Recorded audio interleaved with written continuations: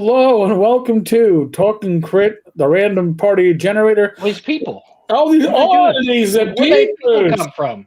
What the hell? Welcome. Just going to give you your panel real quick. Look at it. Or the room's already filling up, even with our viewers. Next to me is Don Samora of Wizard Tower Games. Hey, You'll see Don on Thursday nights with me. Below Don is Bad Mike, aka the Midnight Satan. Below Bad Mike is none other than the only Jim Kitchen, auctioneer extraordinaire.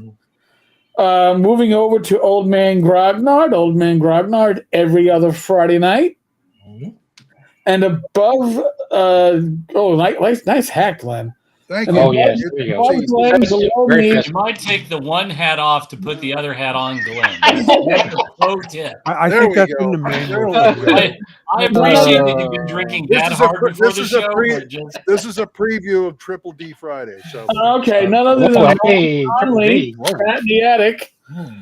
We didn't tell anybody we were going to do a smorgasbord, but it is kind of like the holiday dinner tonight. This is a tradition Eric and I have done pretty much every Christmas. Yeah. We to the end of the year we just say let's just get everybody on that's on whatever channels are on, and we it's just a gaming Christmas dinner where and we do. And so this everybody, is kind of a everybody eats then falls asleep. this is our cluster F of that we do, and look, I mean, Eric, I don't know if you got some questions. I've got some questions I want to ask everybody. We can go. We're going to ask stuff like, what was your best product you enjoyed this year? Well, we're just going to throw a bunch of stuff out there and let all these guys, because we have a lot of gaming experience and a lot of different opinions here. So we're just going to throw stuff out and say goodbye to 2024 and.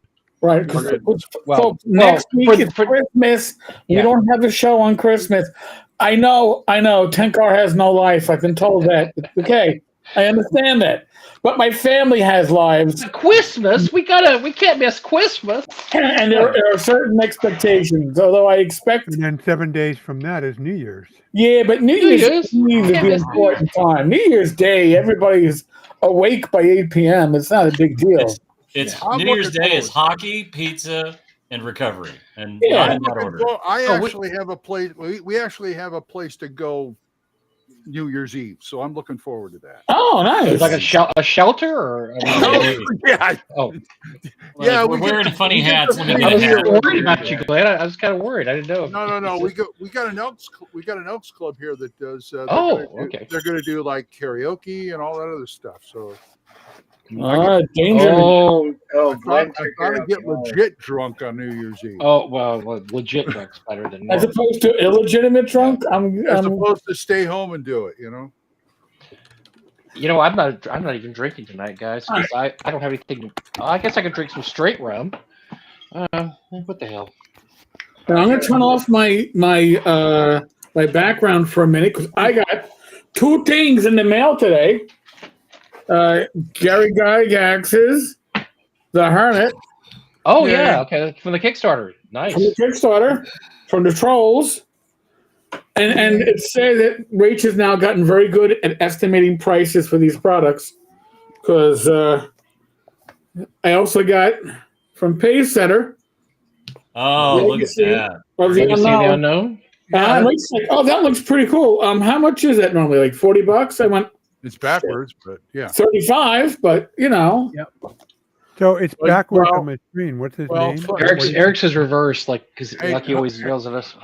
Hey, what can I tell you? who let Eric's the trying to Saint foil Bernard? the Oh, assassins. who let the Saint Bernard in? Oh, that's Rob. Sorry, Rob. Well, yeah, it's my Cossack hat. I know. Okay. I didn't know we're doing hats. It It Okay. is the well, warmest thing on earth I ever. do hats all the time. You guys don't give it the I program. don't today. know. I don't have no I like hat the in the captain. bar. I like I the do. Hold on. I like Jim the captain's Jim hat. looks like a demented Mr. Howell from Gilligan's Island. Love it. Hey, He said it. I did. No, He come on, said it, I Lovey. if we need a hat, I have a hat. You can't get pregnant, Lovey. Oh my Come god, did. Well, Lobo. that's so much better than the regular hair. I don't even have words. Oh, Hey,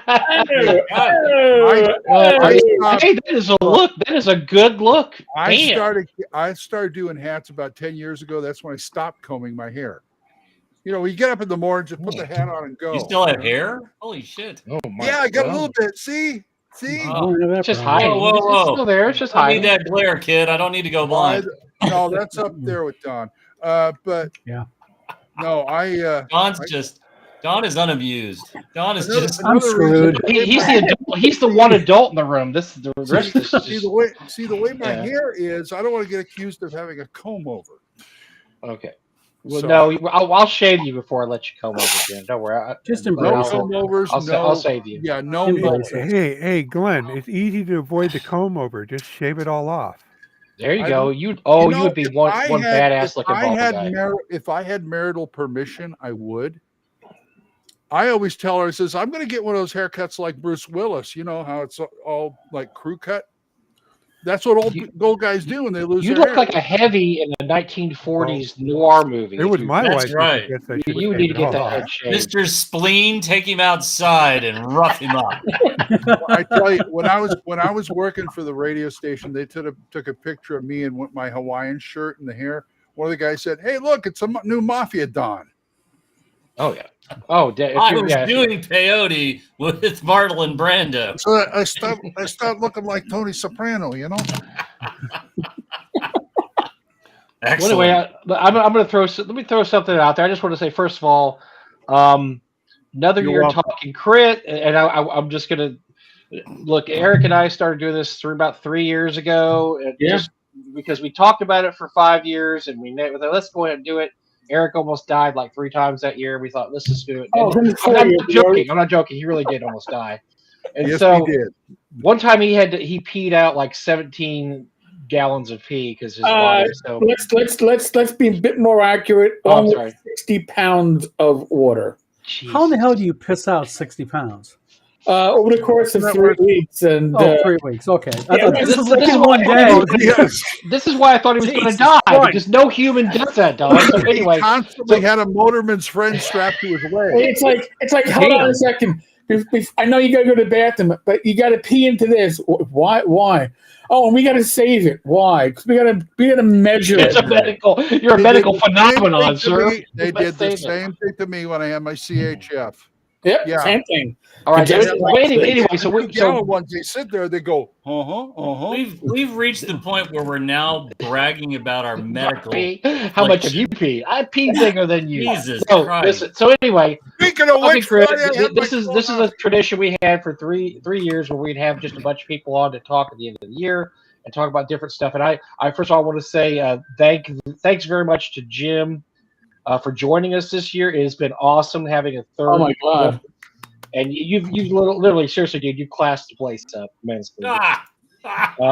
At least every once in a while, Eric and I take a shower, wash our hair now, which never used to happen before. But I shaved. yeah, What are you talking shaved about, today. man? I shaved too. Madness. But yeah, so we've had a great year. It's been super fun. Next year is going to be great. We already have like 5 people lined up for special guests next year. We haven't even 5 people. It's not even 2025. It's going to be amazing. We got some great stuff going on next year.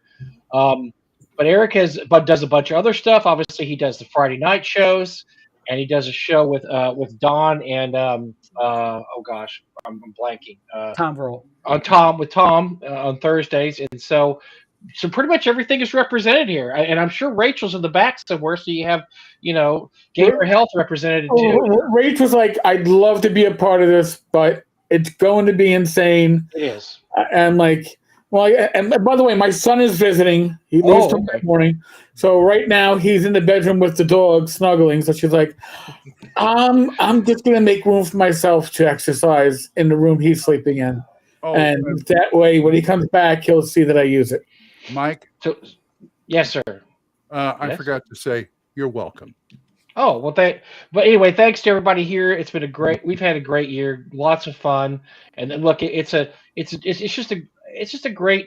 I mean, I call it a network now. It's Tank Cars Network. It's a great network because every show's a little different, does things a little differently. We all jump back and forth between shows, it's just fun, man. It's so fun to be a part of this. And thanks, Eric, for doing this and for doing all the hard work. So guys like me and Jim and Rob and everyone, we just show up and everything's ready to roll. And so we appreciate it. But I just so this was an interesting year because it was the 25th anniversary of D&D.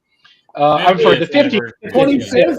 I already forgot because it was so stupid. They did such a terrible job. It was the lamest 50th anniversary. Yes, the lamest 50th anniversary of anything, except for maybe G.I. Joe's. That was the, and Jim can attest, that might have been the worst. That might have been the worst. If Dungeons and Dragons was a 50-year marriage, WotC would be sleeping on the couch for how lame the 50th anniversary went. Like, there's no question. He didn't bring her to the restaurant. He brought her to McDonald's and asked. That's right. He brought her to McDonald's and this week. expected shenanigans on the way home in the car, and got the couch with the dog. Can I have? Is there 2 Big Mac sale or something? Do I have to go to Arby's across the street? Yeah, it's that kind of 50th anniversary. So I'm going to start off this. We're going to give 50th anniversary. Okay, we'll start with you, Jim, because you're gonna ground us here. What do you make of the WotC 50th year anniversary? What went wrong? Nothing went right. So what went wrong here, and why did it go wrong? I think they approached this in the safest way possible, and the results are absolutely as tepid and lukewarm as you could possibly expect. I have said before, I'll say it again, that if I had been the president and CEO of WotC, I would have told the licensing and marketing team, so help me God, if I don't walk into a Target or a Walmart and see 50th anniversary D&D shower curtains and towels and bed sheets and posters and every goddamn piece of artwork we have licensed, I absolutely need it to. I would say you have 365 days to make it fucking rain money with the intellectual property and the images we own and everything else. And I would have given them those marching orders somewhere around February of 2023 and told them, like, on January 1st, shit better start dropping, and we should have licensed everything, and it should be like a B-52 carpet bombing campaign that doesn't stop from January 1st until December 31st. I want underwear with 50th anniversary D&D. I want everything. And the fact that they use their trusted partners. Sorry to interrupt, Jim, but don't forget about the coloring books too. Oh my. Well, but whatever we got is a tenth of what we should have had. And truthfully, I find it it's a missed opportunity. Now, Hasbro institutionally doesn't do big celebrations, right? Eric, we had an episode where I talked about how pitiful Hasbro's 50th anniversary of G.I. Joe was. Again, this was the most corporate safe celebration of a 50th anniversary of a troublesome intellectual property that you could possibly have done. If it was me, you would have had the giant body pillow of Keith Parkinson's Rolf Priestess. You would have had that to snuggle with, right? You would have everything under the sun, and instead you got what you got, and it's just a terribly shameful, embarrassing waste of an opportunity. Okay, so I think I'm going to just parse through that, Jim. So Jim thinks it maybe didn't go well. So abominable. It's abominable. So Dom, what is your? Why did it go wrong, and how did it go wrong for you? The 50th anniversary. I think they really lost a chance. I mean, I agree with Jim. I think they should have marketed the shit out of this, but I also think what they did is they lost some really unique opportunities for the collector's market. I think what they could have done is they could have done some type of special event, whether it's a documentary or something they had their hand into, where they got the originators of D&D involved, people like Cask and, all the survivors out there of the original D&D, Menser, etc.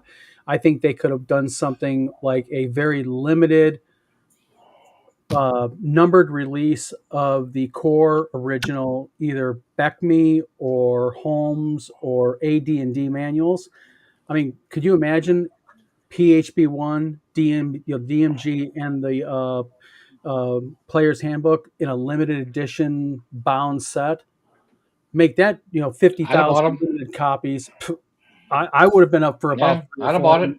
Gen Con. What about Gen Con? You could absolutely. You could have done something beyond the. They had a display, and I'm sorry to take your time, Don. No, you're fine. Gen Con is the single. Why on God's green earth did you not drop the 2024 edition of the books at Gen Con to sell? Even that, Jim. I mean, why didn't they sit there at one of the major conventions like Gen Con, bring all these the survivors of it? I mean, these people, not trying to sound morbid, these men are dying off. We are losing these really special people, and they just could have done something special. And I just think what they did was, and I think you're right, they just went ahead. They said, well, what's the safest way we can handle it so we don't make people upset? Yeah, no, they really dropped the ball. They just screwed up.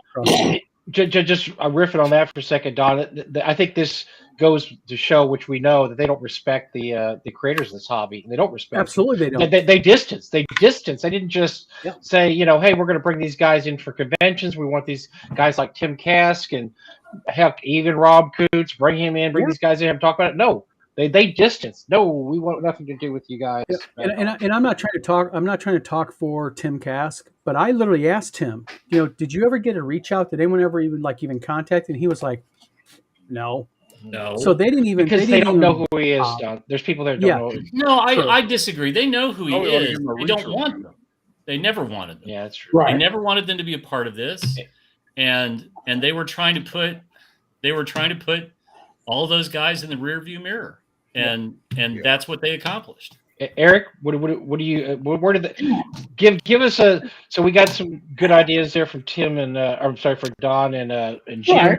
Add to that, what do we got here? Well, for the 40th anniversary, didn't we get an actual wood box of the original white box? Oh yeah, beautiful. Yes. Right. I had 2 copies. I gave away one for OSR Christmas one year. By the way, OSR Christmas on TankCarsTavern.com. It's going out now. We're up to day 2. Should be a lot of fun, a lot of great gifts. And as of now, they're all digital. So if you're outside the States, feel free. You're not going to get cock blocked because nobody wants to ship to you. But they did that. And before that, they were doing the reprints, right, of the classic AD&D. Now all we get are reworkings of classic adventures to modernize their sensibilities. Yep.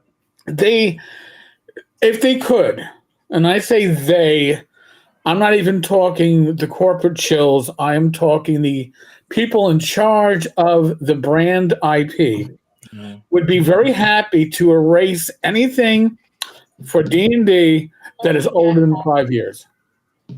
They would, and we know whose fault it is. It's Kurt Gould. Yeah, Kurt Gould is the man behind the curtain. He quit, and then after he quit, then it was all. Well, he got outed, right? Yeah. Because once we discovered that he was the Axis of Evil, that's when he had to okay, I'm leaving. I've been here. It's all Kurt Gould's fault. So Kurt, we know your. Rob, what is your take on this 50th anniversary? Why'd they screw it up so bad? I think it was back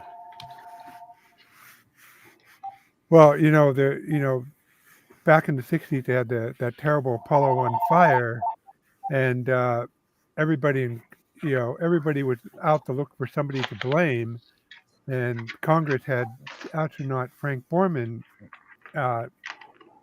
testifying, and they were really trying to pin him down to see who they can blame, and he just simply told him it's a failure of imagination. Yes. Looking back, it's obvious, but we just didn't appreciate we didn't imagine that a pure oxygen environment at sea level would be that dangerous. And once we did, everything else follows to what to do to fix it. And that's what happened with the 50th anniversary. And why did they have a failure of imagination to do anything about the 50th anniversary? Sure, it could be about fear, but it ultimately, boils down to a lack of leadership. They kept firing everybody every year, and they couldn't build up the institutional memory that would allow somebody to say, hey, we got a couple good stuff here. We should start this in February of 2023. But no, they had a handful of people who are probably afraid for their jobs because they know the annual Christmas firing. So, failure of imagination. Glenn, I saw that Tom has entered here. Tom and Glenn, you guys have anything to add? So we're discussing how did they screw up the 50th anniversary of the war? What did they do? But wait. Well, I'm sorry. Hold on. The evil master has spoken in the comments, and Kurt has said, "Is there a risk of focusing too much on the 50th anniversary, making the brand seem old and lose appeal to the younger generation?" No. Well, it is the 50th anniversary, Kurt. Well, because what Kurt's lacking to understand here is that it is the 50th anniversary. Why does WotC have such a golden product? Why are they making so much money? Is because of, if it was not for people like Kask and Mentzner and such, Kurt, frankly, would not have a freaking job. Well, he does have a freaking job. Well, he does have a job. Now. But it is because Wizards of the Coast has such I think we need to get property. Kurt on the show. Kurt, get to your computer now. Because of this. We're gonna beat you up. We're gonna brigade you in just a second. So Tom, what do you got anything to add here? What did they screw up 50th anniversary? And why did they screw it up, or how did they screw it up, or where did they screw it up? Rob said that it was a failure of the imagination. I would say they have no imagination. Is why they screwed it up. I mean, and going back to Jim Kitchen's, going to the licensing department, and you all are fired if it ain't raining. Toothpaste, D&D toothpaste, toothbrush, shower curtains. Listen, you have all these players out there who have family. And the family knows they play, so it comes Christmas time. What are they going to? Oh, let's get something D&D. You walk in the Target, there's a shower curtain. Oh, this is nice. They get their 26, 28-year-old son who plays D&D a shower curtain or a set of towels or kitchen hand towels. No, I don't know. Grandma and Grandpa aren't that dumb. Grandma and Grandpa aren't that dumb. And I'm sorry, Tom. Nope, it's Adult Swim. Kids get out of the water. That shit doesn't fly. Like, really and truly. My wife is Miss Christmas. No, Grandma won't be able to discern a shower curtain from a box set. No, doesn't fly. I would have slippers here at the bedside. Dude, your hat's too tight. Your brain has no circulation. I would no. So take a drink. You take drink. You find. Look, it all goes back to tap room. In Soviet tap room, you take drink when wrong. No, we've talked about this all year on the show. There's no more creative people at WotC, right? It's bean counters. It's all Amazon execs, Microsoft execs. AI. It's all these executives from other companies they brought in who don't know RPGs, don't understand RPGs, don't understand the history of it, and they sat there and they told them all, look, we're going to run this like any other company. We're not going to pretend like that this is an actual special hobby. This is just like any other company. What would you guys do? And it's not like any other hobby. It's not like the video game industry. It's not like it's just not like it. And nobody understood it. There's no more creatives. And I've said this before. This is the first time in TSR or WotC's history there has been no creatives at all. Zero creatives on the decision making process. It's all but the problem, Mike, is I believe they do have creatives there. I think what's going on is corporate is stifling them. Corporate.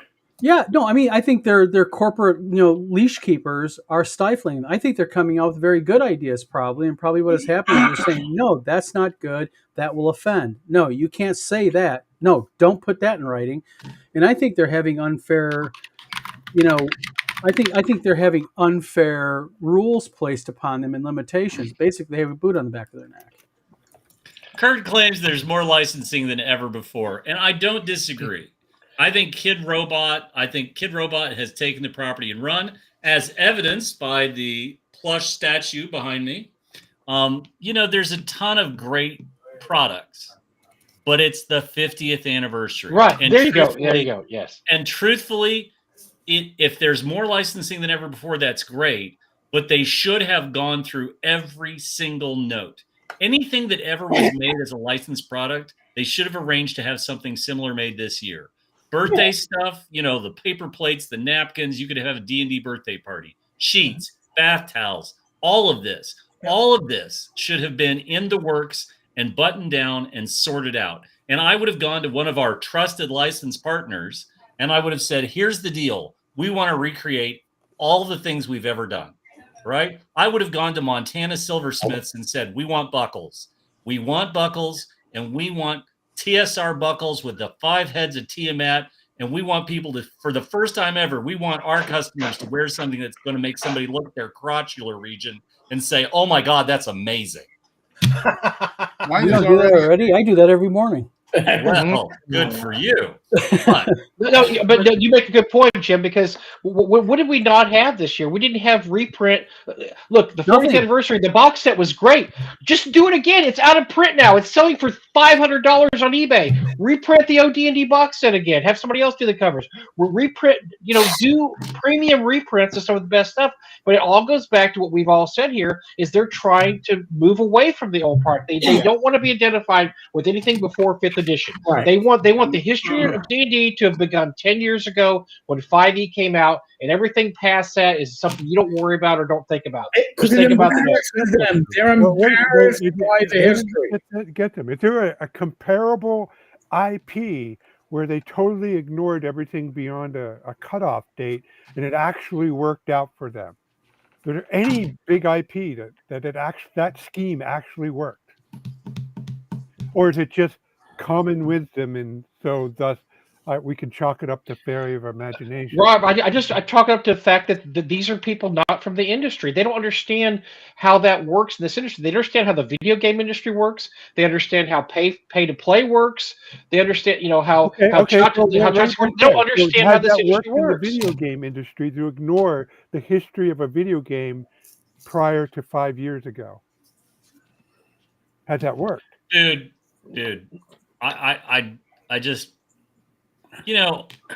again, it comes down to they wanted a safe 50th anniversary. They want everything about James Eggert in the background. They want everything about the Satanic Panic in the background. They want demons, devils, controversy. All of that has been taken out behind the shed, gently held its hand and put one behind its ear, and then and that was it. And look out to the sunrise. And so, I had a very interesting discussion with my son about Dune and the Dune movies. And I said, if you loved Dune and you were a Dune aficionado and you wanted all the gritty detail, you go to the David Lynch film and it's all there. Even the super extended version that showed up 2 nights on cable channels in the 90s, right? Where literally they've added in all this footage and people's eyes go blue and then they're white, then they're back to blue again. And as my wife tells me, the soundtrack didn't sync up. Right, but all of that dialogue is straight out of the book, except for the weird sound weapons, which we won't talk of. But the new version of Dune is streamlined Dune. Yeah. There's some detail there, but for the most part, all the granular, like weird Frank Herbert shit is gone, and they've gone with a Dune that is palatable to casuals, to people who aren't deep in the property. And that's what we've gotten with Dungeons and Dragons. We've just seen every possible piece that could be troublesome amputated and cauterized and cut out and carved out. And what we have now is we have this homogenized, pasteurized, safe version of D&D that dear God in heaven, please don't offend anybody with this version of D&D. That's what we now have. And the 50th anniversary, they marked it by putting out this new version of D&D that is the most inoffensive version of D&D I've ever heard of. Anybody who has played 5th edition, even the people who just have played 5th edition are like, wow, what? I'm going back. Yeah, Right? I've actually been told that, Jim, by several people who got into the new, whatever you want to call it. What the hell's the name of this new edition? Is it 2024? That's all I call it. Okay. Yeah, it's 2024. Everywhere you go, it's labeled. When you're given the choice, you can pick 2014 or 2024. 15, I think it's 15. Yeah, because I was in a Barnes and Noble, Oh. and I was looking at one of the books, and two guys walked up, and they picked it up, and the one guy said, "Don't buy it," and his buddy said, "Why not?" And he said, "Because they're 5e players." Yep. And the one guy goes, "Oh, I have the copy. That's the D&D I was telling you about the other night." And the guy says, "Oh, heck no!" And he put Hell it back, no. and I got in a conversation with them. Yep. And they were hardcore 5e players, and they said they just took 5e and they poured rubbing alcohol all over it, Yep. just to try to sanitize the shit out of it. It's absolutely it's the safest version of Dungeons and Dragons that should offend. If you're offended by this edition of Dungeons and Dragons, I'm curious what it is about this game that offends you. Not all of our viewpoints of it's offensive what they've done to it, but if there's something in the content that offends you, I want to know what kind of delicate flower you are that your garden hath been disturbed by this serpent. Please tell me. Well, I'm going to throw out a controversial point. I'm going to argue that is not the worst problem with the 2024 version. Do it, Rob. Go, Rob. Do not leave us hanging. Bring it up. Rob has staked dangerous territory. The worst problem. Usually, hardcore gamers who like to build stuff and really get into the rules, they love new shit because it's more stuff to play. It's a new opportunity to rebuild things and try out their latest schemes. Okay, now I game a lot with them, players with this mentality, and it's a fun way. It's for them. It's a fun way to play. It's not always my cup of tea, but the biggest sin that D&D 5e committed is it is frustrating familiar. So say, for example, you want to quaff a healing potion in the middle of combat.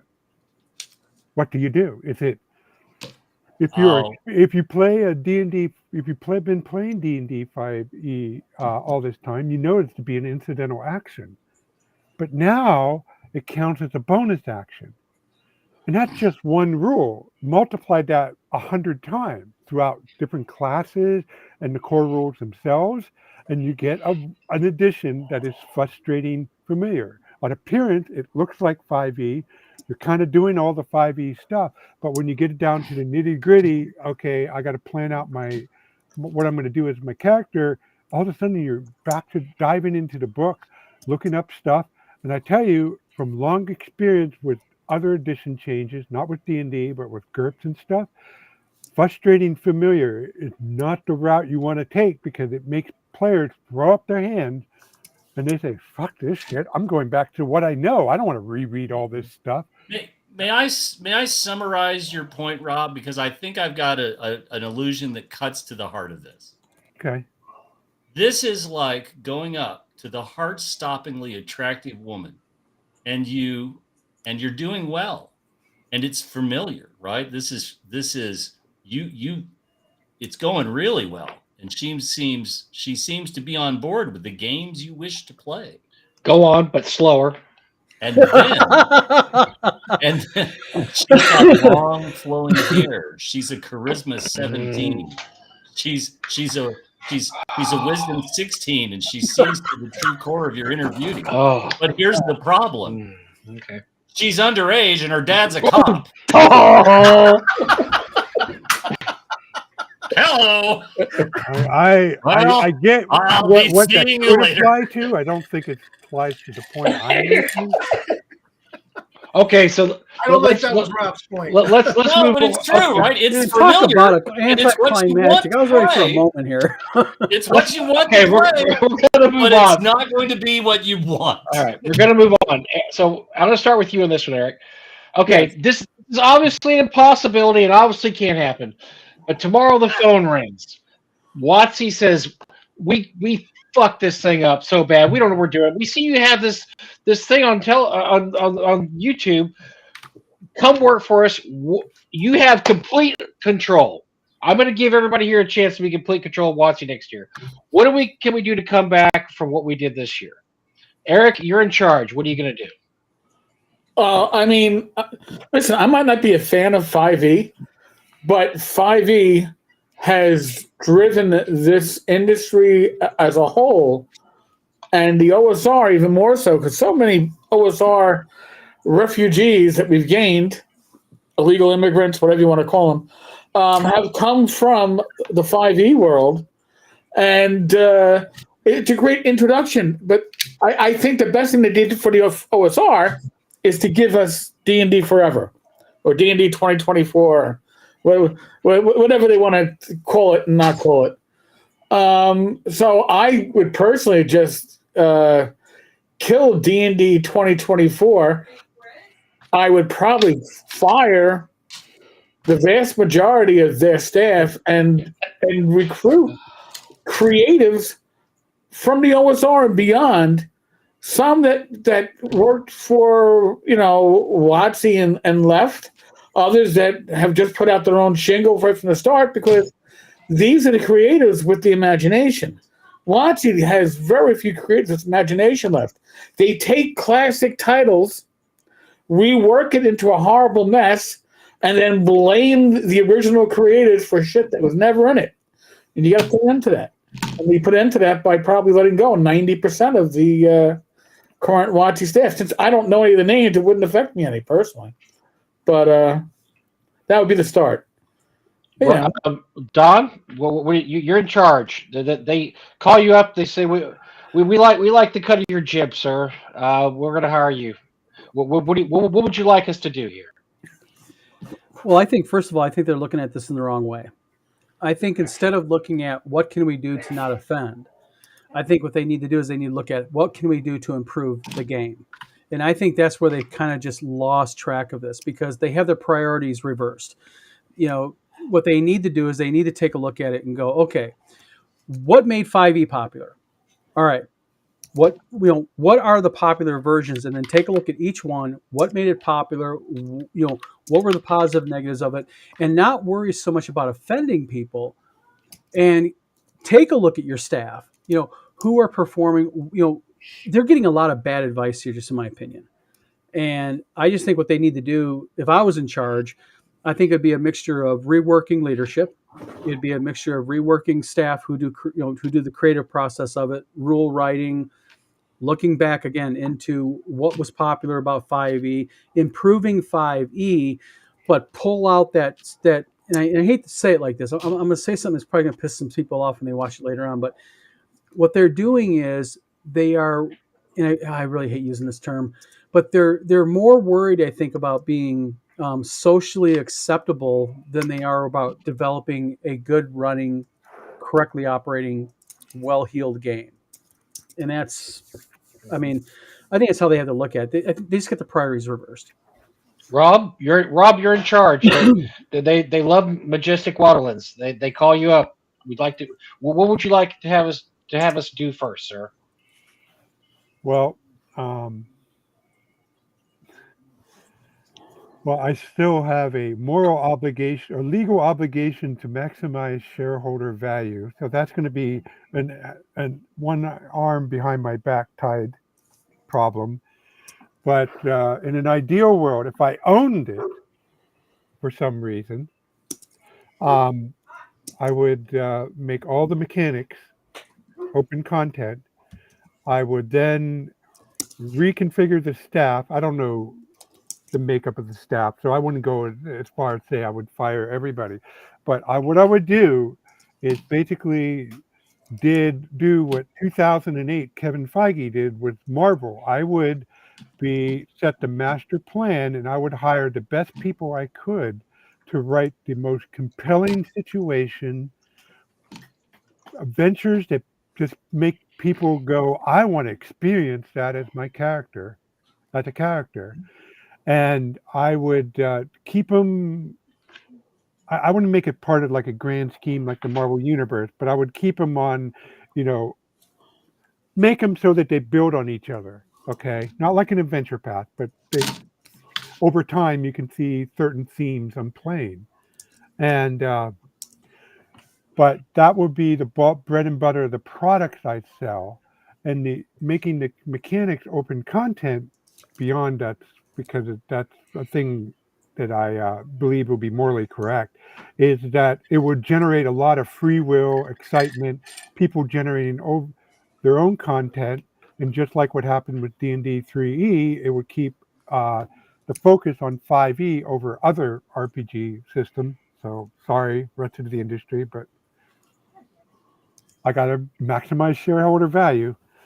But the strength of an RPG, unlike any other form of media or video games, is its ability to create an experience for the players. And the way you do that is give the referees the tools they can create that experience at their table.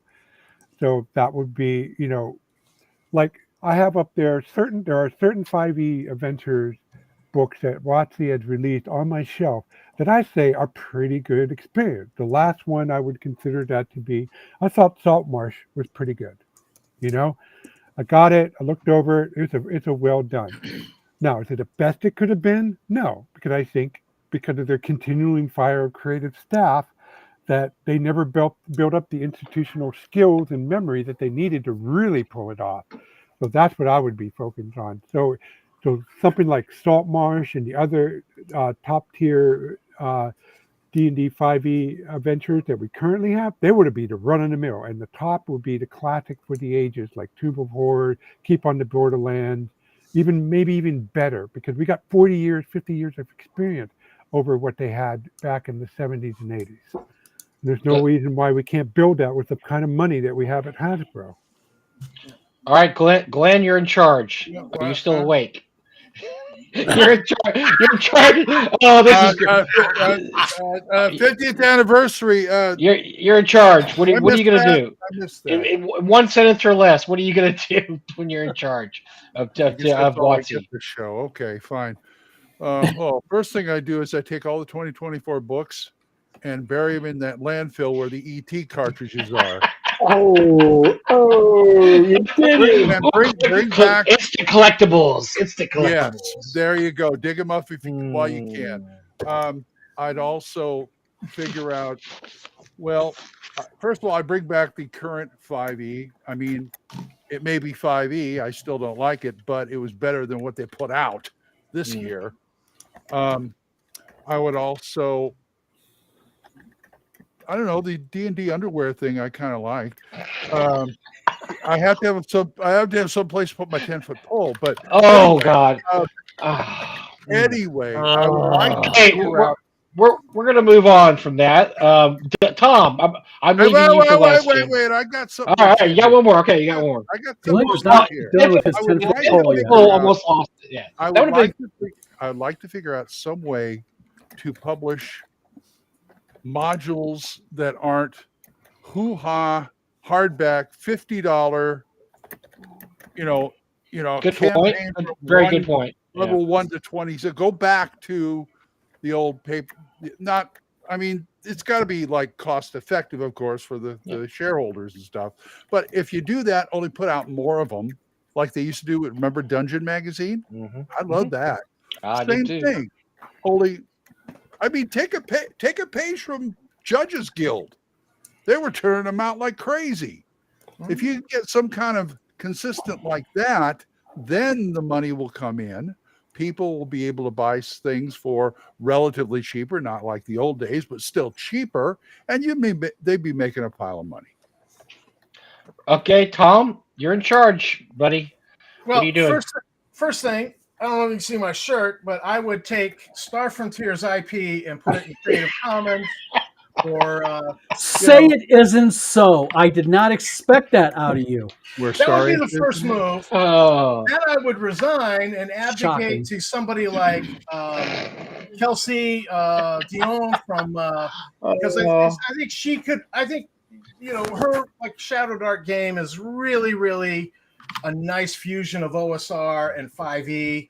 I'd either advocate for her or Avenger Satanis because he at least knows how to market, even though he's explosive. Something along those lines. But I would not want to stay in the driver's seat at WotC. I would just get out because, Dave pissed in our Wheaties, and I've done my best to piss in WotC's Wheaties. And other than just doing a little, hey, Star Frontiers community, here you go. Now Get the golden parachute before you go. I'm going to tell you right. So far, Tom has had the most unique approach. He's going to bring back Star Frontiers, and he's going to put Avenger Satanis in charge. I have to admit, Gonzo, I love the Gonzo here. Okay, Jim, what do we got here? You're in charge. What are we going to do? But I do love the Gonzo, Tom. That is beyond Gonzo. I love it. So, every great version of D&D has had at its center a creative team that has had a firm hand and guided it. And so we can think about first edition, we can think about BECMI, we can think about third edition, we can think about fifth edition. And to that point, like, I want to say that again, Mike Merrills never gets enough credit for crafting fifth edition and having that hand on it and steadily guiding it. Everything that we're talking about is a fundamental. There are fundamentals at play as far as the inertia of Dungeons and Dragons by the company that owns it. And they are in some ways very familiar with it, and in most ways very unfamiliar of how it lands when it hits the ground. So I think if you make me the guy tomorrow, my handiwork, my results are 18 months to 24 months away from actually getting to the market. But the first thing I would do is I would look to gather my new team. And I would look to have a few people on it. And Tom sort of stole some of my thunder, but the first person I would reach out to is Kelsey Dion. And I would say to Kelsey, I'm going to give you a giant Scrooge McDuck bin of money because I'd like to hire you to guide us for the next 5 years for what's coming next. And I would give Kelsey the authority to say what lives and what dies. And that would be an absolute linchpin thing, because truthfully, what I think WotC needs to do is WotC needs to step a bit back from we won't offend anybody, because you can't make great art without offending someone. Great art doesn't work that way. And I would empower Kelsey, or I would empower someone to say, right, I want you to think about the adventures and the bits and bobs of Dungeons and Dragons that have left such an incredible, indelible impression on all of us. First generation D&D players, we can think of G123, D123, Q1. We can think of Expedition to the Barrier Peaks. There's little nuggets here and there from all those early modules. Then, like the second wave, which is Deserts of Desolation, Dwellers of the Forbidden City, the Slavers, blah, blah, blah, blah, blah. And we think about all of that stuff. I would say to Kelsey, this is what I want. Like, this is what I would say to the staff, because the staff of WotC, I don't think you go and you start letting people go, because here's what I know in my heart of hearts. The people at WotC want to be there. They want to be making the world's greatest role-playing game. And we foolishly keep that out of our brains when we talk about this. We put that aside. But these people wake up every day and they come in and they want to make the world's greatest games. And the situation is very comparable to what the Games Workshop studio went through. And I've talked about this. Games Workshop studio, back up. So Games Workshop got a new CEO. Tom Kirby finally stepped down. Kevin Roundtree came in. He was from outside the company. He did not come up in the company. And he came in and he starts asking questions. I'm trying to keep a long story very short. But he went to the studio and talking to people, he discovered that they had 18 months worth of unreleased product. that literally one person was the gatekeeper and one person was determining what was going to go in the production schedule and what wasn't. And this person also had killed Blood Bowl, didn't think it fit in, blah, blah, blah, blah, blah. This one person was the dam holding all of this back. And so Kevin met with this person and said, well, I looked at the numbers for Blood Bowl and it sold really well and I don't understand. And this person said, as long as I'm here, we're not releasing Blood Bowl, and that's that. Kevin went upstairs to his office, and about 15 or 20 minutes later, called to have this guy come to his office, and he said, it's been a great run. It's been a long run, and I wish you all the best. Thanks for retiring. And that was it. And then Kevin went to the studio a couple of days later, and he had an all hands, and he got up on a little box, and he gave a great speech. And he told the studio, your only job is to make the best miniatures and games in the world.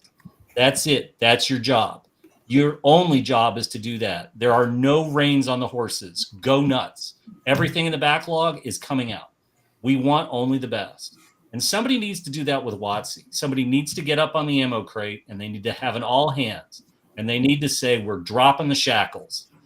You know, this is an invitation for them to go towards the Book of Vile Darkness or the Book of Ponies That Fart Glitter. This isn't that. Right? This is a hard stop. Come to Jesus. We need to figure out what we've been doing wrong. We need to figure out, and by wrong, I don't mean what Hasbro defines as wrong. What we all know is what we wanted to do, but we weren't allowed to do, or we didn't let ourselves do it. And now the chains are done, the handcuffs are off.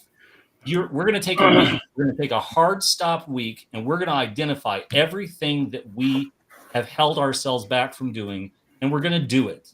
And this means working with your licensees. This means working with your largest buyers. They should go to Amazon and say, right, you are the biggest seller of our product. What do you want from us? And they should go to Gamma and they should say, you're the folks who are literally the bleeding edge of role-playing games. What do you want from us? Because we've been doing alt covers and those have done really, really well. But what more do you want from us? And they should deliver on that. And they should do, and to WotC's credit for 5th edition, they went out and they play tested the living hell out of it. And they took all the data and they literally crafted 5th edition by what the data told them. And data is not one person screaming on Blue Sky with 5 followers. Data is not the angry subculture of beardy old guys who have high foreheads. Data will tell them, and they can run with this, and they can absolutely have a third renaissance, right? If data-based development is a win-win. That's right. And well, I had the feeling that they did that, and that's good to their credit. But then other people are going, okay, well, we can send out these like sea of supplements with all this other stuff that's just gonna kind of screw the game up and bog the game down. But come on, like hold on a second, right? Okay. So 5th edition landed, and 5th edition had some things going for it and some unexpected things going for it, right? Yep. We talked about data-driven. We talked about how well-crafted it is. Mike Merrill deserves a lot of credit for having led that. Mm-hmm. But then what they didn't expect was to have Stranger Things explode and drag Dungeons and Dragons in front of everybody and say, this was awesome and cool. And if you weren't doing it, you should have been doing it. And here's your chance to do it. And they all came flying into stores, and 5th edition exploded. And I can remember the table of kids at the Century Box every Saturday. Sorry, go ahead. No, I'm just saying, I think also what was a real thing is Stranger Things popped and then COVID popped. Yes. Yes. You know, it was this perfect storm. Yes. It was 1, 2, 3. And then COVID hits and boom. I would add the fact that the VTT technology matured just as okay, we got to stick to WotC, but yes, that's a part of it. But really and truly, right? Like really and truly, all of this hits and suddenly they don't have a success. They have a phenomenon. But the problem is that at the same time, they start having, and I'll try to use the phrase fringes, that begins screaming and ranting about this or that or this or that or this or that. And the problem is they're conflict adverse. They're absolutely conflict adverse, and they don't want this. They don't want controversy because they don't want the brand associated with another kid getting lost in the steam tunnel or somebody's kid being sacrificed to the Slender Man or whatever. They don't want any part of that controversy. So they've tried, as it got stupid hot and things started popping up here and there, they started saying, whoa. We really need to clean this out. We need to clean this up, and we need to make sure that we don't have another James Eggert. And we don't. But they didn't, though. I mean, if you look at the list for the upcoming Monster Manual, it has all this demon and devil stuff. You know, that's not what I'm talking about, because they've just acquiesced on that. They don't care about that as much as they don't want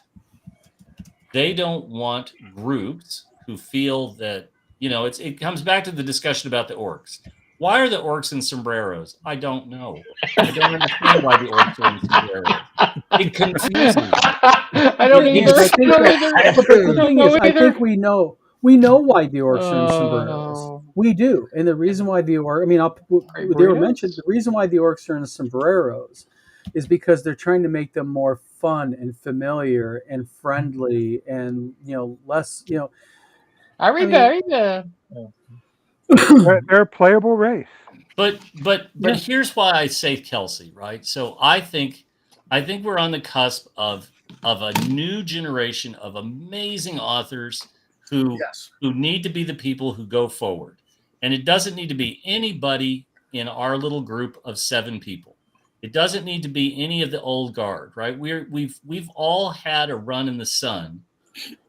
There are people that I can think of that I would love to have working at WotC. Kenneth Haidt is absolutely somebody who I would love to have at WotC. And Ken is the voice of reason. And that's the problem, is I think that there's people at WotC who have been burned. Okay, the Planescape book came out and somebody was deeply offended by something and called them out on it. And they got stink on them from this. And they were like, oh my God, we can't have that again. And every time one of those incidents happens, it makes them more gun shy, and they just try to make something that's more safe. And the problem is, you don't make great art by being safe. The Dark Side of the Moon is the single greatest selling album of all flippin' time because they didn't play it safe. They decided to write an album about the human condition, and literally they staked everything. They rolled the dice. And when you read all of the things that were written about the Dark Side of the Moon at the first time they played it, at the press club when they played it, the people reviewing it had never imagined or heard anything like it. Yeah. And that's the thing where you get great art. That's how you get great art. And Kelsey, the reason we talk about Kelsey a lot is Kelsey stuck the landing. She's shown she's got the chops to do it. She's gone out. She's created this thing, this wonderful thing. And she's somebody where you can say, I want to see what you can do when we empower you and give you assets and resources beyond what you are used to working with. And that is a spectacular home run. All you have to do is put the bits and bobs of the team together and let them play and stay the hell out of their way.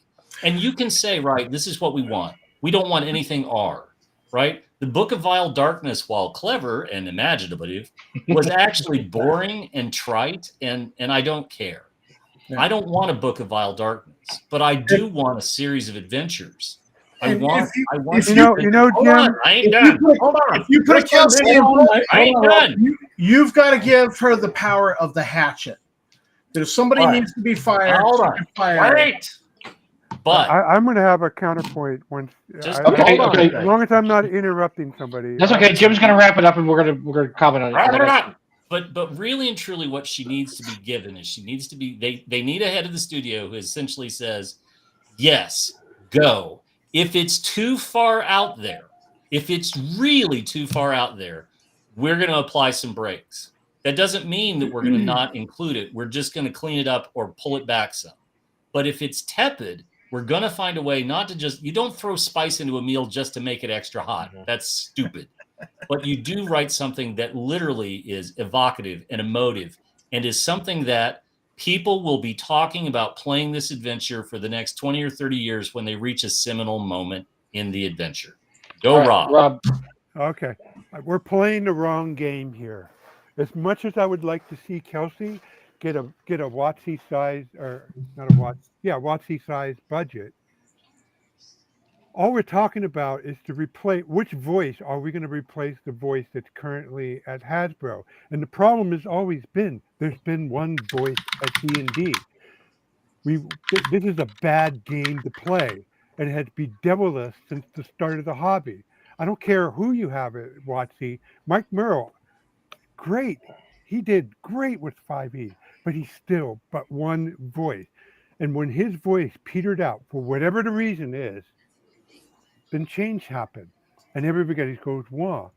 No, what we got to do and work with Kelsey with and other people like her, I want her and half a dozen other people of her generation, I want them all to have a place on the stage. That's why I've been advocating for decades now, open content under open license. This is the only way we're going to break the cycle. We got to stop looking to Hasbro for making D&D what it is. We, all of us, old and new and young, got to take charge of D&D. We got to get rid about bitching about what Hasbro does in the moment. I mean, it could be in 5 years that Hasbro get captured by an ultra-conservative who turns it into a Christian propaganda piece or a propaganda piece for anything else. And we're back in the same boat.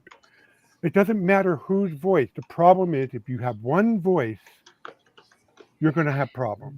You need to have a multitude of voices, all have an equal shot at the stage and a forum. And I consider the fact that drive-through being the dominant as it is, as good-hearted or bad-hearted, as good or indifferent as they may be, the fact that we have one single marketplace dominating our digital sales is a problem that eventually we'll have to address. Yeah. But one voice is going to be our downfall, and what we should be is not worrying about what happened in Seattle. We should be worrying about what's happening in all. We should be helping everybody get their place on the stage. All right, so I'm going to give mine here, and I appreciate. I thought everybody had great ideas. I do like Glenn's 10-foot pole idea a lot, but of course I would. Look, I want to riff on that because I was along the same lines as Rob and Jim and a lot of the other. I think Kelsey's a great idea. Hire someone like that. But Rob's right. One person is not going to do anything. And Gunn's going to kill me for this. I hired Jenny D. And I know that's a joke, right? But that's the kind of person I'm looking at. I'm looking at the people now who are on the internet, who have tens of thousands of millions of followers, who are really tapped in to what's going on in the world, not the suits up at WotC right now, who I don't think have that great a handle what's going on. Kurt may argue with me, but I don't think they do. I want to tap in to, as you said, the younger maybe the generation below us, the 30 to 40s, not the 50s and 60s and 70s, not us, and see what they would do. And not just one of them. I would get various guys. I talked to Ben Riggs. I talked to all these guys that have their foot in the door, and I would want somebody that has created something. If you haven't created anything, you have no place in my WotC. You have to have written something or created something. And I guarantee you, everybody right now on the board up there, none of them have created any kind of RPG content. It's all people who. And my question is, and I'd really like to know is how many people on that board have played D&D or 5e? Probably. It's not a job requirement. I know, Donna. I don't think they have. But that's what. Here would be my solution. I would go in. I'd say, look, we're gonna split this off into two different two different entities. And the reason is because we're not cannibalizing ourselves here. We're going to appeal to the older gamer, the 50 and above, and we're going to keep going with what has been our bread and butter, the absolute best-selling edition of D&D of all time, 5th edition. That is going to be sacrosanct. That is over here. We're not going to mess with that. We're going to do VTT with that. We're going to do everything. But we're also going to have a division where we're going to appeal to the old school gamer who has money, lots of money in some cases, and we're not going to cannibalize because right now those people are not buying our product. We're going to bring them back. Next year is 2025, the 50th anniversary of Tomb of Horrors, which came out in 1975, the convention version came out in 1975. We're going to have a 50th anniversary, and we're going to do it. We're going to have a box set. It's going to be gorgeous. It's going to be Beetle and Grimm to the 10th power. All these nerds who are 50 and older are going to buy a copy. It's going to be incredible. It's going to be the most incredible thing ever. We're going to do that every year. We're going to do a 50th anniversary of all of these classic modules as they come out. 2026 is going to be giant. 2027 is going to be. We're going to do this. Let me ask a question, Bad Mike. You mentioned a Beetle and Grimm style product, right? Right. Mm-hmm. If IP legal issues weren't a problem, could the world of Kickstarters and print on the world of publishers that the OSR and other similar niches in the hobby, like could they produce such a box set? Could WotC right now do that? Is what you're saying? No. Forget WotC. Pretend that you're saying just I pushed the button and WotC went away and all the IP is free to everybody to use. Could somebody make a Beetle and Grimm box set? I'm not going to say no. Off the top of my head, I couldn't tell you somebody could, but I'm not going to say it couldn't happen. But Beetle and Grimm, I mean, this Beetle and Grimm stuff is amazing if you've seen it. I mean, it's stuff that I think about buying even though I don't want the product, but because it looks that nice, it looks that amazing. So I don't know what to tell you on that, Rob. I think somebody probably could, but I don't think it's going to be easy. So you're saying that we don't need Hasbro or Wizards? Oh, but that's beyond the realm of possibility. I see what you're saying. Rob, but that's not what I'm concentrating on here. I'm concentrating on keeping WotC as an entity, but bringing in the people they've lost in the last 20 years, which are basically anybody that played 3rd edition back, 1st, 2nd, 3rd edition. That's who they've jettisoned. We're not going to consider 4th edition for this, but because all they've wanted to do for the last few years is say D&D began 10 years ago with 5e. Let's bring in those older people. We're not going to compete. We're not cannibalizing. That was a big problem for 2nd edition. 2nd edition was accused of cannibalizing their own product because they had all these game worlds. They weren't bringing anybody new. They were just factionalizing people into Ravenloft and Planescape and Birthright and Al Qadim, and they weren't in Dark Sun. And so even though they had this incredible creative energy going on, it wasn't helping them because they weren't bringing in new people. We're going to bring in people they've tossed the last 30 years. And these people are the people that like the original stuff that will go out and pay for a premium edition of Tomb of Horrors. They will pay for premium reprints. They will pay for this. But why it has to be Hasbro? Why can't?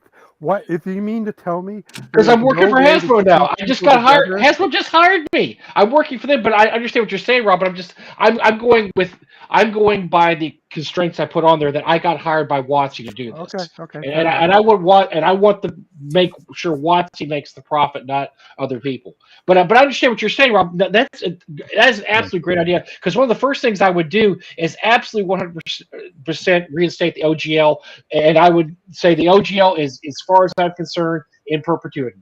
We're going to go that.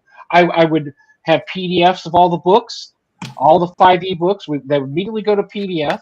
I don't give a shit about piracy. That shit's already being pirated. Right, anything that comes out 1 week later, it's pirated. It's ridiculous. I would have PDFs or everything. I would say 5e, go do what you want to do. We're going to do VTT. We're going to see how that rolls. I don't know if it's succeed or not. We're going to do it, but we're also going to look back and we're going to go to these people that succeed in the OSR, that have done well in the OSR. The people the OSC guys, Gavin Norman, who made also made $1.8 million with Dolmenwood, as Kelsey made her $1.8 million with Shadow Dark. We're going to bring in all these people and say, what can you do for the old school player that's going to bring these guys back in? Because they are leaving so much money on the table. It doesn't seem like it's a ton of money, but I guarantee you, everybody here that's talked about it, we all know 5, 10 people that are not buying WotC anymore. Everybody here. So it's all 7 of us. We could probably write a list and put 10 people on that list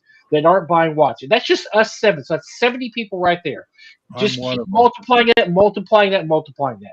That's the money you're losing. You're losing that money to Hyperborea. You're losing that money to OSC. You're losing that money to Shadow Dark. You're losing that money to Goodman Games. Goodman Games has been on a roll, baby. They're doing great. You're losing that money to Chaosium with Call of Cthulhu.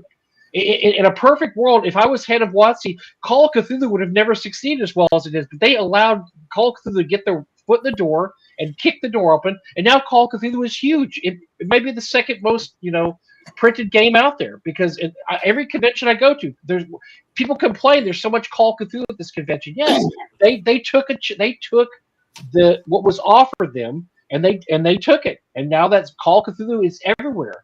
These are the kind of people that I want to bring back to WotC, and that I would do everything possible to bring them back. I would not do that by denigrating my creators. I would celebrate creators. I would celebrate the creative spirit of past editions, but I'd also have people like Matt Finch in there. And I'd have people like Kelsey, and somebody had said you need to Matt Finch would be a really good choice. You talked about giving Kelsey a hatchet. I would not give Kelsey a hatchet. Kelsey doesn't need to be doing that. This is my creative staff. They need to do creative things. I would have another hat. I would have another hatchet man. I would have a hatchet. I'd make Jim my hatchet man. Jim knows how to hatchet. He would be my hatchet man. Bringing him to hatchet. Well, I gotta say. I hear you talk about money, and I say, if you do this, you hire Matt Finch, you hire Kelsey, and the money will be rolling into Wizards and by extension Hasbro. But you know what? How much money when I paid for the premium edition of Shadow Dark, it's back up there. You know where that money went? It went to Kelsey and the people she hired. Absolutely. So when I backed the Swords and Wizardry Kickstarter, you know where the money went? It went to But you're hiring him as consultant. You're hiring him to consult with you. Look, you're not saying that you're hiring them as consultants. Basically. No, this is it. This is a strategic acquisition. You go in and you buy You buy the entire company. You buy the company and you bring the people in from the outside. Okay. And this is a common corporate practice because really and truly what you're doing is you're identifying talent that can both supplement and it's a force magnifier. It's absolutely a force magnifier. Mm-hmm. And these are people who have already proven that they can do it on the outside. What you want to do is you want to take that spark, that fire, and you want to turn that into an inferno that works for you. And it would be very easy for WotC to say to Hasbro, we need to do a strategic acquisition, and we want to pull Arcane Library in, and we want to incorporate them. And this is what our org chart looks like beforehand. This is what our org chart looks like afterwards. Mm-hmm. And this is what we do. Now, the people at Arcane Library may be like, nope, not doing it. But Jim, why stop there? You need to bring in Gavin Norman and OSC. Bring in the whole company there. I mean, and look, have a whole division where we're going to reprint BX because OSC is BX. It's the same thing. Bring him in also. But the very first thing is, you got to get the people that you already have as employees invested and feel like they're, again, you've taken the handcuffs off. Like literally the thing that Kevin Roundtree did the same day that he lectured everybody and said, your job is to make the best fucking toy soldiers in the world and the games that go with them. And the next thing he did is they put a suggestion box. They literally put a suggestion. I'm sorry, he spoke to them on a Thursday, and on Friday there was a suggestion box. And then once a week, everything in the suggestion box would be reviewed. And if there was anything in there that they thought had some merit, you were supposed to sign your suggestion. And if there was anything that they thought had some true merit, that was something that was like, even like just barely above the 50% threshold, they would then ask the person who submitted the suggestion to write up a proposal. 1 or 2 page elevator pitch proposal. And the most fascinating thing out of this is the skirmish sort of board game, Underworld, Underdark. I can't think of the name of it. Not Underdark. Necromunda. No, not Necromunda. No, this is the small Warhammer skirmish game, and I can't. That was a suggestion in the suggestion box, and it was in print in less than 6 months. Oh, And that's the kind of thing you need to be able to do with the WotC staff. You need to be able to say, you know what makes Dungeons and Dragons great.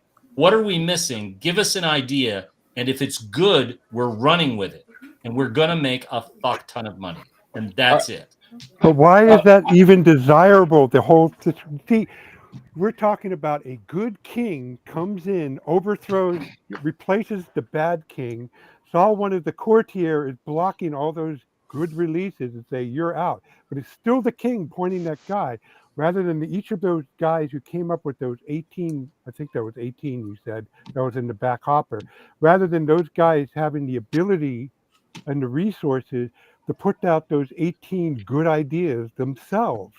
If I'll they tell have you the why. ability and resources to do that, if we built, I'll tell you why. if Because we built, here you go. You asked, I'll tell you. So here's the problem. Here's the problem. There are great people at WotC. There are great people at WotC that are simply under the surface. And when you go to war, you're stuck with who you got, right? Pearl Harbor happens, and the Navy, the United States Navy, that like every other Navy in the world had embraced Mahan's strategy about battleships ruled the seas. Anybody who said anything about submarines or carriers was laughed at, and you were an idiot. And so lo and behold, Pearl Harbor happens. And immediately the dead wood has to be chopped out of the Navy. And you get rid of the dead wood because Hasbro, what Hasbro needs to happen is somebody needs to walk into Hasbro and say, you fuckers are on a war footing. You're on a war footing. And this is it. And these people, these Nimitzes, the people, the Nimitzes, the Halseys, the people who've been there, and you just have to drop the reins and let them go. That's exactly what needs to happen. Well, that was a situation where that approach was warranted. But we're not talking about fighting World War II here after we've been sneak attacked. No, what we're fighting is creative endeavors, artistic artists being able to. We're fighting a different and having the resources. No. They've already had 5th edition, and they won World War I. They had 5th edition and they won World War I. But now they've ridden their success to the point that now they're having diminishing returns. And now, and you can phrase it however you want, but I'm telling you, right? They are now looking at Call of Cthulhu, they're looking at Goodman Games, they're looking at Shadow Dark, they're looking at all the rest of it. And all those little piranha are taking bites out of their and now it's time to like step back up. And we talk about we're theorizing at this 20,000 foot level of what to do. But the fact of the matter is at WotC's core are competent people who can deliver, and they have been delivering.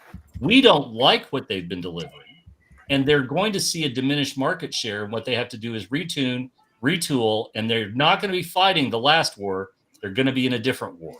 And they're in a different war with a whole pile of different opponents who have taken advantage of every misstep they've made over the last 5 years and capitalized on them. But the only reason we care is because legally they control what can be created with their IP. That's the only reason. That's the only power that they have. It's a huge power. That's the only reason I own the food that you eat. And if you don't get my food, you don't eat. They own the IP. It's huge. But to see the way they project that power is through printing books, through distributing PDF or other digital media. And that's where the game has changed. That's where the new technology has the battleship versus carriers. Well, the very terrain upon which we fight has changed to the point where one person can do what took back in the 70s, a company with a staff of a dozen can do. And if you had a dozen people all work together, you can do what TSR could do back in the 70s and 80s. Sure, that's Arcane Library. That's exactly what we should be getting into the weeds. Eric and I we're getting in the weeds here. Let's move on here a little bit because I think we've worked that because I'm looking at another question now that I think is interesting. Is so we're kind of beating around the bush here, but let's just go through it. Do we even want WotC back? Because I kind of like the way things are now. You know, I kind of like being able to sit over here and pick up my book of Dwarven Deep that Greg Gillespie wrote, and he wrote a great set of rules, Dragon Slayer. He's doing a great job. I don't know if I need WotC anymore. I don't think anybody here needs WotC. Do we really care what WotC does anymore? Or is this just something that we should be happy that there is Arcane Library? Hey, this is just a bunch of hypotheticals about 5e. You know, I don't need it. I mean, you know, talk about 5e, fine. I'll talk about 5e, but I got all my OSR stuff back here. So yeah, that's what right. So say we all. So is this? Are we just like fighting a battle that we don't really need to fight anymore? Because really, look, Rob's doing his own stuff. Don's doing his own stuff. We're all doing our own stuff here. Eric's doing his own stuff. This is actually kind of a kick-ass world of gaming right now. I'm looking ahead of the future. I'm looking with a lot of glee and happiness, thinking about, hey, you know, Kelsey's got a Kickstarter come March. Eric's got his game that's coming out. We got so much stuff coming out. You know, Greg Gillespie will have another super mega dungeon in 2 years. You know, Rob's got, you know, hopefully Rob's stuff is coming out sooner rather than later. We have the best of all possible worlds here. Do we really care? I mean, yes. Don't forget the 5e world. Unshackle Star Frontiers. That's all I really need. Unshackle Star Frontiers. Flint, are you here or not? I'm here. So what do you? Here's the other point. I'm going to say. Talk about. Hold on. I'm sorry. Let me just ask. I want to ask Flint real quick. So what do we need? Do we need WotC anymore? What is your opinion? Do we need them?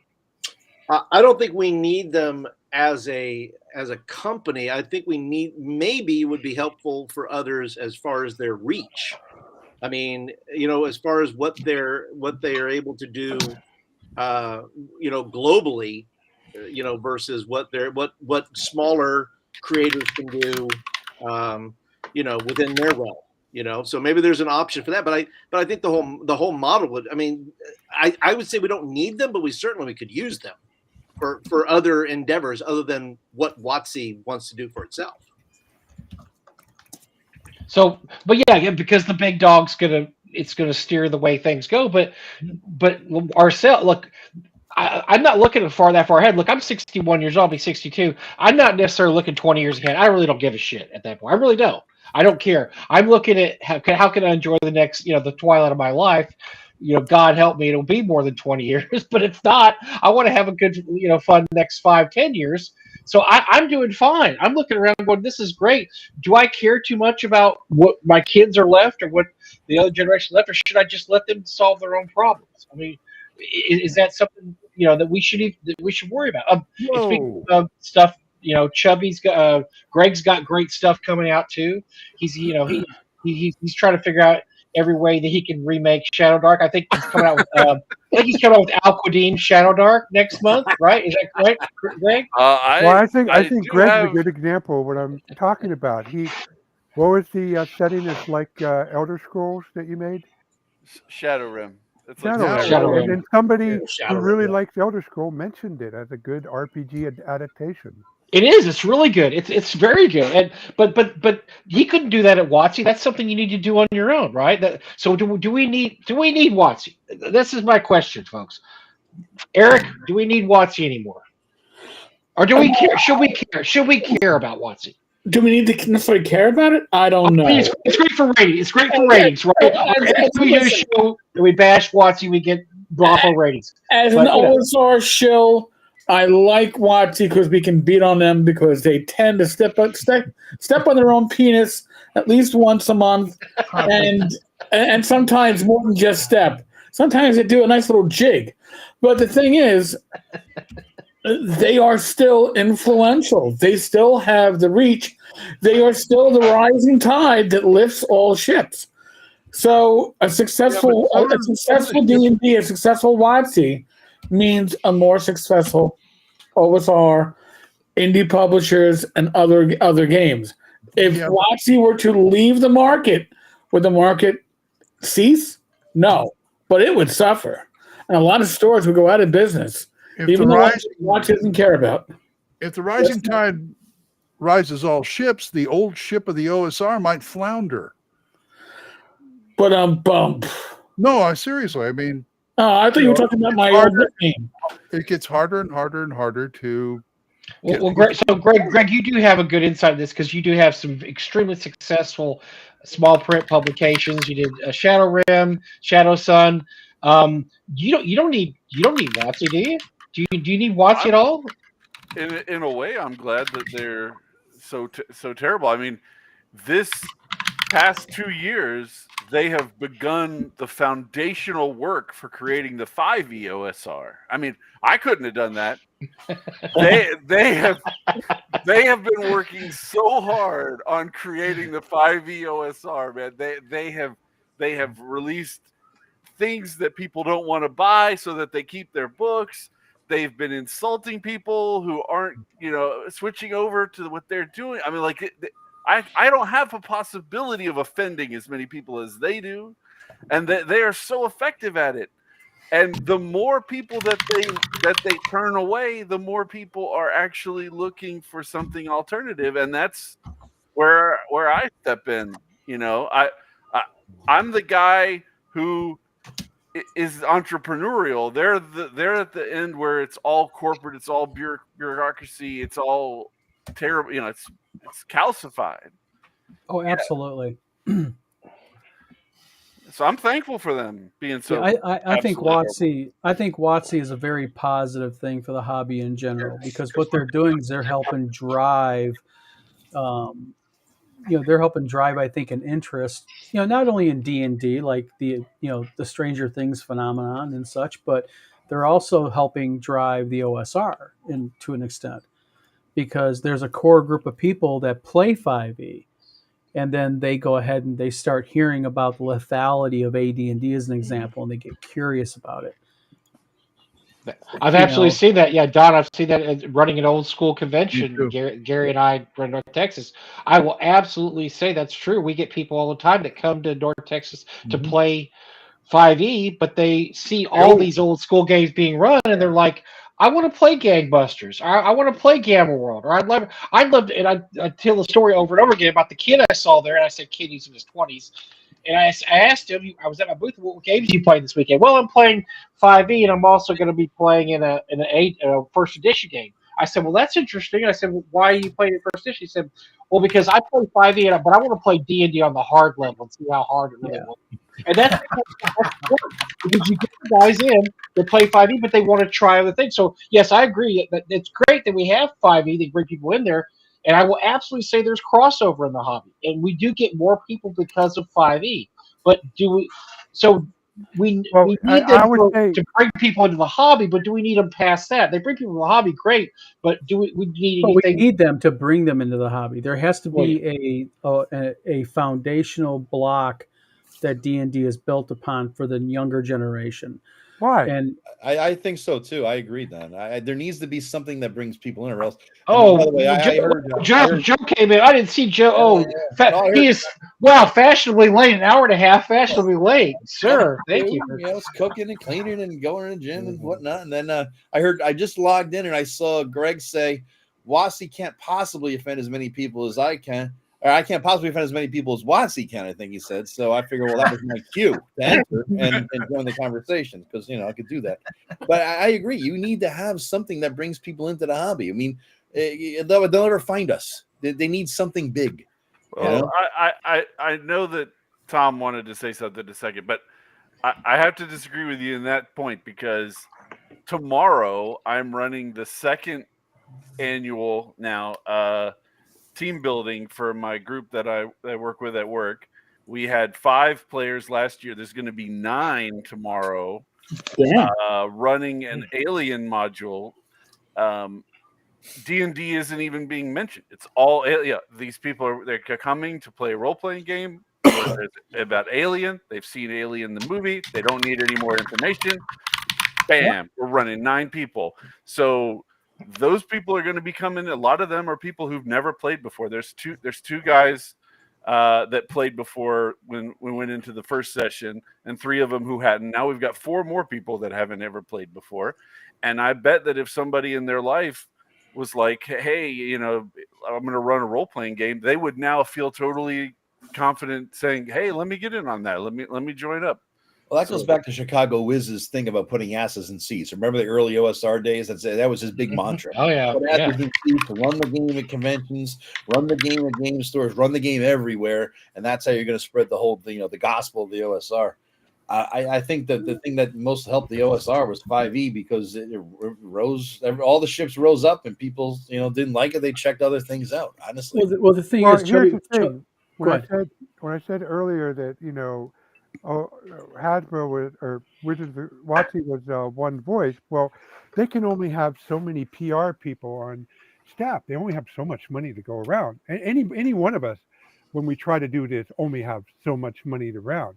But when you do an effort, when you have it spread around like I'm trying to push for, then you have multiple. You, instead of having 100, one company with 100 people, you have 100 people with 6 people each doing this stuff. So now you have 600 people promoting role playing and popular games as well. So that's where your foundational stuff, you have way more people promoting. And also, even though, and I want to make one quick point, even though it's so all revolutionary, off with their head, what I rather have is having a humble but healthy Hasbro or Wizard of the Coast playing alongside all of us. And, you know, just like I would do like that for, you know, Arcane Library, for Goodman Games, for anybody in this. I want everybody to be healthy and putting out great stuff. So just to be clear on that point. Tom, you had something you wanted to say? Well, you know, I took the wife to the mall to get her nails done because, you know, your wife needs to get her nails done sometimes. Get the nails done. Sure, it was the wife who got her nails done, Tom. It's just a good thing to do. She suggested I go down and check out this new store called Nerdcore, which actually was closed Monday and Tuesday. And I looked in and I saw that they were kind of like a Spencer's Gifts meets Dungeons and Dragons. And it was not going to be the store for me. And I went to this game store and not this particular book, but they had 2 copies of the latest book by the Game Masters book of random. This happens to be the Game Masters book of random. They had the one on traps and riddles and so on. Oh yeah, I've seen those. Yep, see those, yeah. And I picked that one up for my stepson who plays D&D. He's working on his doctorate's degree now at the University of Maine, but he plays D&D, and you know, so he's in his 20s. And I got that for him at the store because it was only $22. I thought, you know what? There's no way I can get this on Amazon for $14 and get it here on time for Christmas. I'll get it. I walk down the Books A Million corporate bookstore. I walk in there. They got a big D&D section traditionally, and you know what? There was more of these than WotC rule books. Way more of these. I was like, oh wow! I didn't know they had, you know, of Epic Dragons. You know, there's a Game Master's book of Epic Dragons. There's a Game Master's book of Instant Cities. There's a, you know, and they had multiple copies. They had more copies when you added up all of this series plus all the other product that was not WotC. The role-playing game section was more third-party publisher than WotC. It was like there's almost this recognition going on with the standard businesses saying, you know, screw WotC, these other people are making us money, and so they're carrying the other product. And so to go to your question, Mike, about do we need WotC? Maybe not so much. Maybe not so much. Tom, who makes that book? I've been wondering. I've been seeing those books too. It's Jeff Ashworth. And the one I bought for my stepson actually had contributions from 3 Black Halflings, if you remember them, made by Kyle Brink. by going on their show and saying white men need to get out of the hobby. So who's the publisher, Tom? Not who wrote it, Tom. Who's the publisher? Oh, Who's the publisher. distributing Well, hardcover it's $22.99, which is kind of a price. Much cheaper than WotC, obviously. No. And yeah, it's not really in your face with Oh boy, who the it's a stealth publisher. yeah, compatible with your favorite 5th edition fantasy tabletop RPGs. Yeah. Do they have an OGL license in there? Maybe that will list it. Who's copyrighted by? Media Lab Books for Media Lab inquiry. Books. Call. Yeah. Media Lab. Yeah. That's the same Root group who put Media out the Lab. Alexandrian book that he renamed it in his own name. The same publisher as that book. They do a lot. I'm pulling up all their ISBNs right now. Media They- Lab is a huge conglomerate. Yeah, they've got like Madeline 165 different ISBNs right now Wow. inactive. I like Madeline Hale stuff. By the way, we have not one, not two, but 10 of us on here tonight sharing wisdom. So this is the wisest talking crit of all time right here. Well, we'll get off it. Most long-winded, the wisest, the best looking I can imagine. Thank you, Mike. Yeah, thanks for. Well, I did want to ask Mike, for you I just guys. sent you a pencil. You don't have to soap me up like that. I did want to ask for you guys' help. This year, I'm halfway to my goal. I'm hoping by end of 2025, I can be where I'm earning more money on the side from publishing as Chubby Funster than my ex-wife's husband does in totality.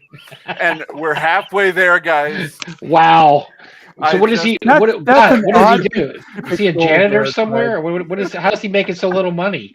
Does he not work? So, I mean, what's so I was just looking at the numbers. We're getting close. We're just past the halfway mark. Next year, we just need a double. either you're doing I'll really win, really so- well, or he's not doing very well at all. So there's something's wrong here. Something's going on. By the way, quick thank you to Agile Monk, who not only became a minion, but then gifted 20 million membership. So Is that worth anything in cash? Cash? yeah, no, I mean, it's I don't know. After YouTube's cut, probably like It's probably worth Electrum. You know, that's painful there, Glenn. That's painful. Ouch. I'll take it. I'm not a member for many clubs. I'll be an Agile Monk. Agile Monk is right. Good for you, Monk. Had a discussion in my Saturday night group about how important it is also just for guys to have a place where they can get together every week and hang out with 4 or 5 other guys. Well, I already have a group. It's called the Down Low. I already have that group going on. It's when the wife says something, my standard line is, "Would you rather me go out every week and play poker and lose money?" No, you're losing money if you're playing D&D, man. That's not a zero-sum game here. Yeah, that we're talking. Yeah, you're definitely losing hit points. At least I got something to show for it. You know. Look around this room. Oh God, the money I've lost. Oh my God. You should see it. In Shadow Dark, you're losing characters like every 5 seconds. Yeah. Agile, you are right. One of the best things you can do for mental health is tabletop RPGs. Absolutely. It's therapy. Right. But it gets you socializing. It gets you talking to people. It gets your mind working. Thank you for your service as a special ops vet. Yeah, thank you. I didn't even know I had PTSD until I retired, because when I was active, I didn't allow myself, I guess, to even relax enough to realize my own issues. So this is a large part of my own therapy is hanging out with my friends. And by the way, you're looking at this group of people. I'm going to point something out here. I do live streams with everybody that's on here. I game with half these people. And this is my inner circle It's your tribe, motherfucker. It's your tribe. It's my tribe, and Oh, it's your clan. Brain we- trust. Brain trust. listen, we share a common interest. Okay, we share a common interest, and that is this hobby that we call tabletop gaming. That and plus old age. Well, yeah, we're Yeah, that's except for Greg, who's a baby, everybody else is easily 50 plus. Medical sales. I didn't even get to talk about my colonoscopy last week. Oh no! Thank My God. God. So I got one more question, everybody, and we get. Oh, we're doing okay. Golly, there's so many people here now. I'm so happy to see all my friends here. So Are we trying to break? I feel like the Godfather's wedding or something where he has to go and shake hands with everybody. Tell everybody, we're going to go around the circle. Everybody tell me one good thing for 2025. Either something you have coming out, if you want to pick a product, something you're doing that's fun, or you're in a gaming group, a convention you're going to go to. Just tell me something, one good thing about 2025. Eric, we're going to start with you. We're going to go around. Just one? Okay. Can I make a poke? Can I make a poke? I'm Sure. going to 6 conventions this year.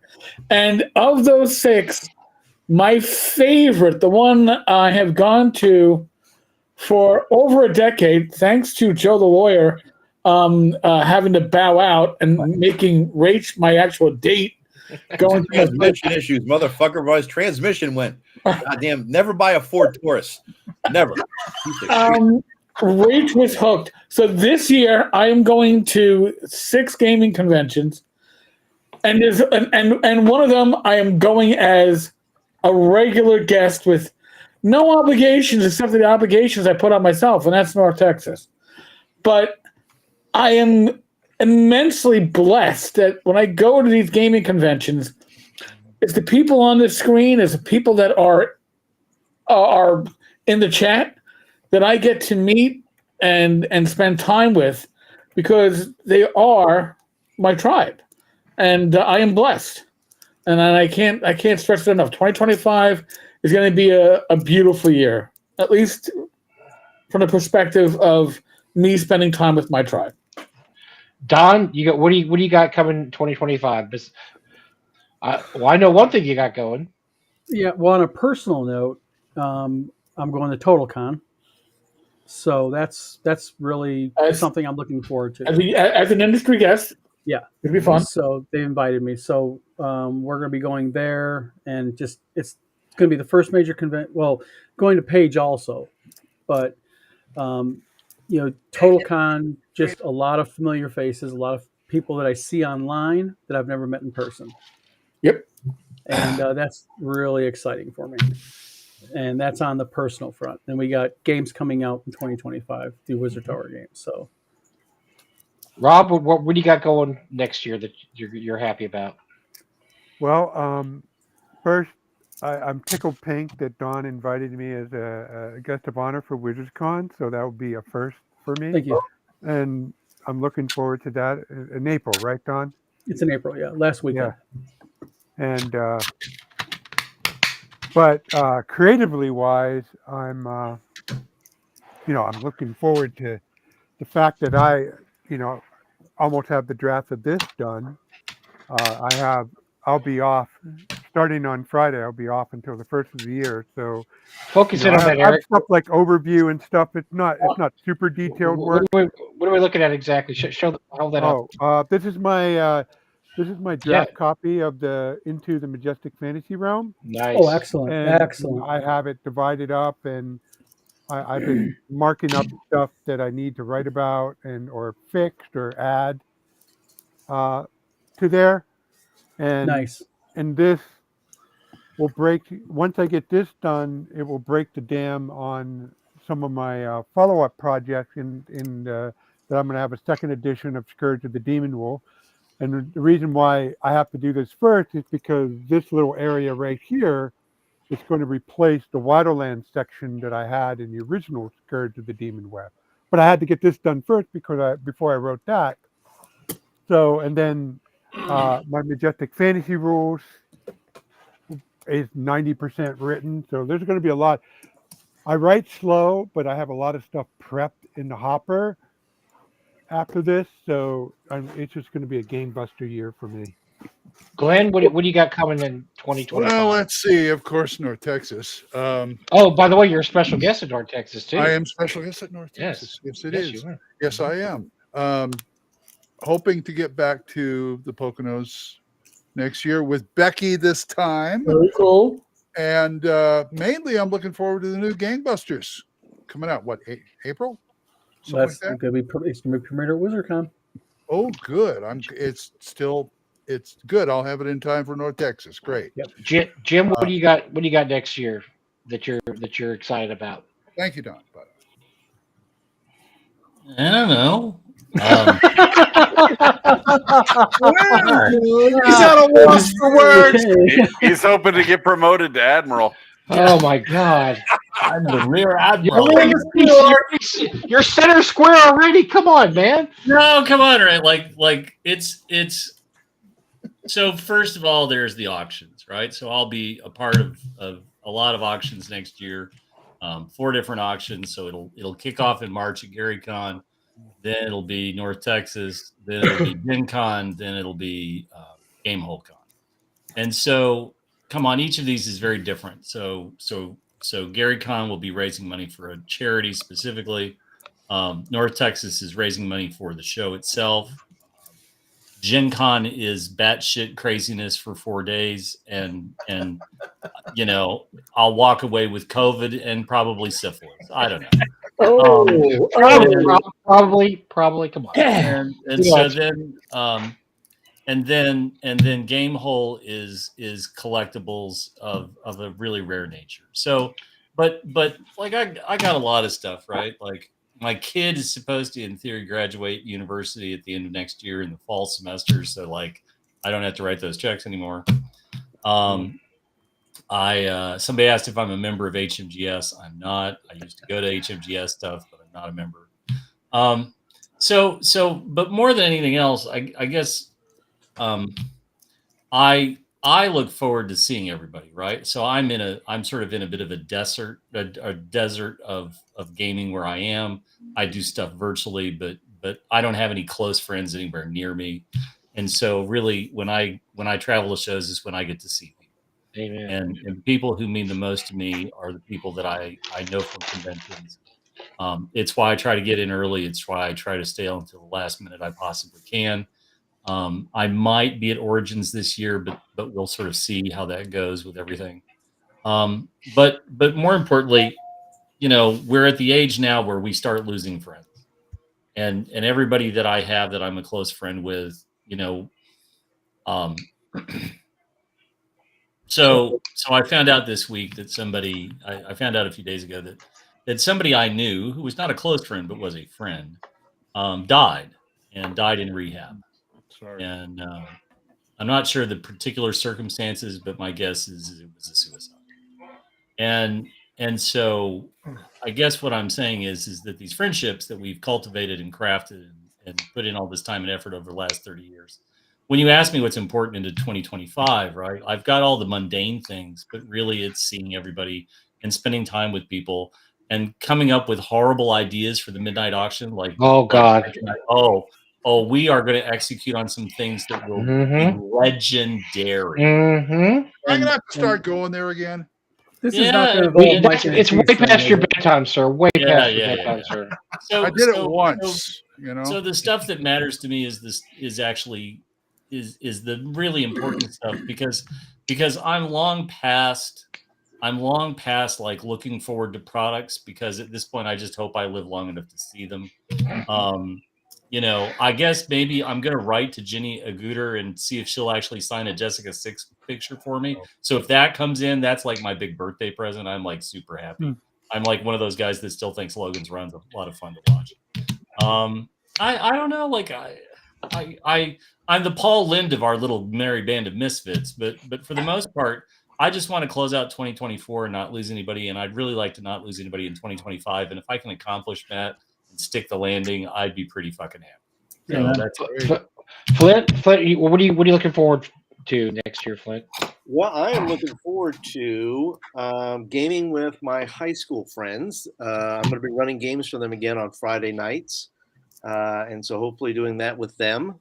We took a little break, and so I'm excited about running games for them again on Friday nights. And I'm happy to hopefully be joining again at the North Texas RPG Con.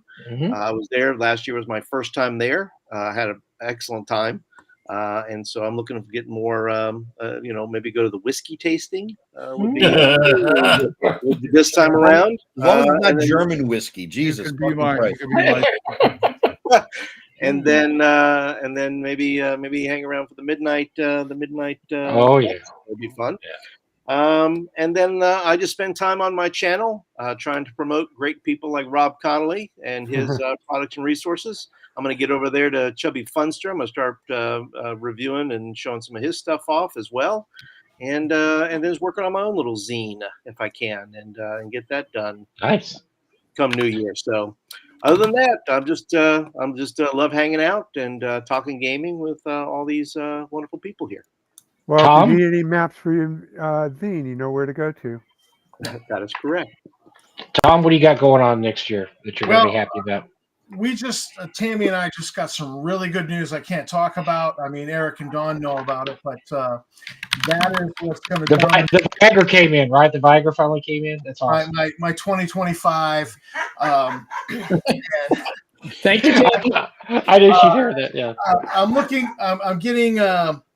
I'm getting a couple of surgeries lined up that will get me out of pain. I live with pain a lot. And so I'm really looking forward to that. And it's kind of put a damper on my gaming. And, it's okay because it's kind of 2025 is about retooling my life a little bit and, and moving forward. And, so getting those surgeries, getting out of pain. You're going to catapult. The good news that we got is really great news, actually. It's like a big anxiety lifted. So we're really happy on this end, and we're looking forward to working with Eric and Dawn in 2025 and just reformatting the life. It's unfortunately exciting. Stuff's got to work itself out with surgery and with family things, but exciting things to come on the horizon. Yes. And so that's 2020 for me. Well, good luck on the surgeries, definitely, man. Yeah. Hope you Greg, what else? You got the Shadowrun version of or the Shadow Dark version of Birthright coming up to 2025, or? Well, I did have some Al-Qadim stuff, but it's just still in the formation phase. Is that Shadow Qadim? I like it. My next big thing will be I've taken this about 300 hex keyed hex crawl, and I've converted it to a icon based system. So like there's an icon for here's the weather that's there. There's an icon for this is what you see. There's an icon for this NPC or that NPC. And then it's presented just in kind of a graphical style, but the content's fairly compatible from a normal perspective. But then I've written a set of solo play rules that work with this icon system, so that like you see an icon for the NPC, and you know that if you have to make a wisdom check in order to interact with this guy in a particular way, and if you fail, you can't read a part of the thing, but you can read the other part. So it's formatted so you could run it regular, like any other campaign setting that you want, but it's also formatted so that you can run it solo play, almost like a super huge choose your own adventure book, in using Shadow Dark rules. So all the Oracle stuff from Shadow Dark's solo play system is in play for doing the actual dungeons, and then this is for running towns and hexcrawl in that world. And once I get it finalized, I'm going to try to finally start actually making YouTube videos of me demonstrating how to do it in a solo play sense. Cool. Nice. So that's what I'm looking forward in next year.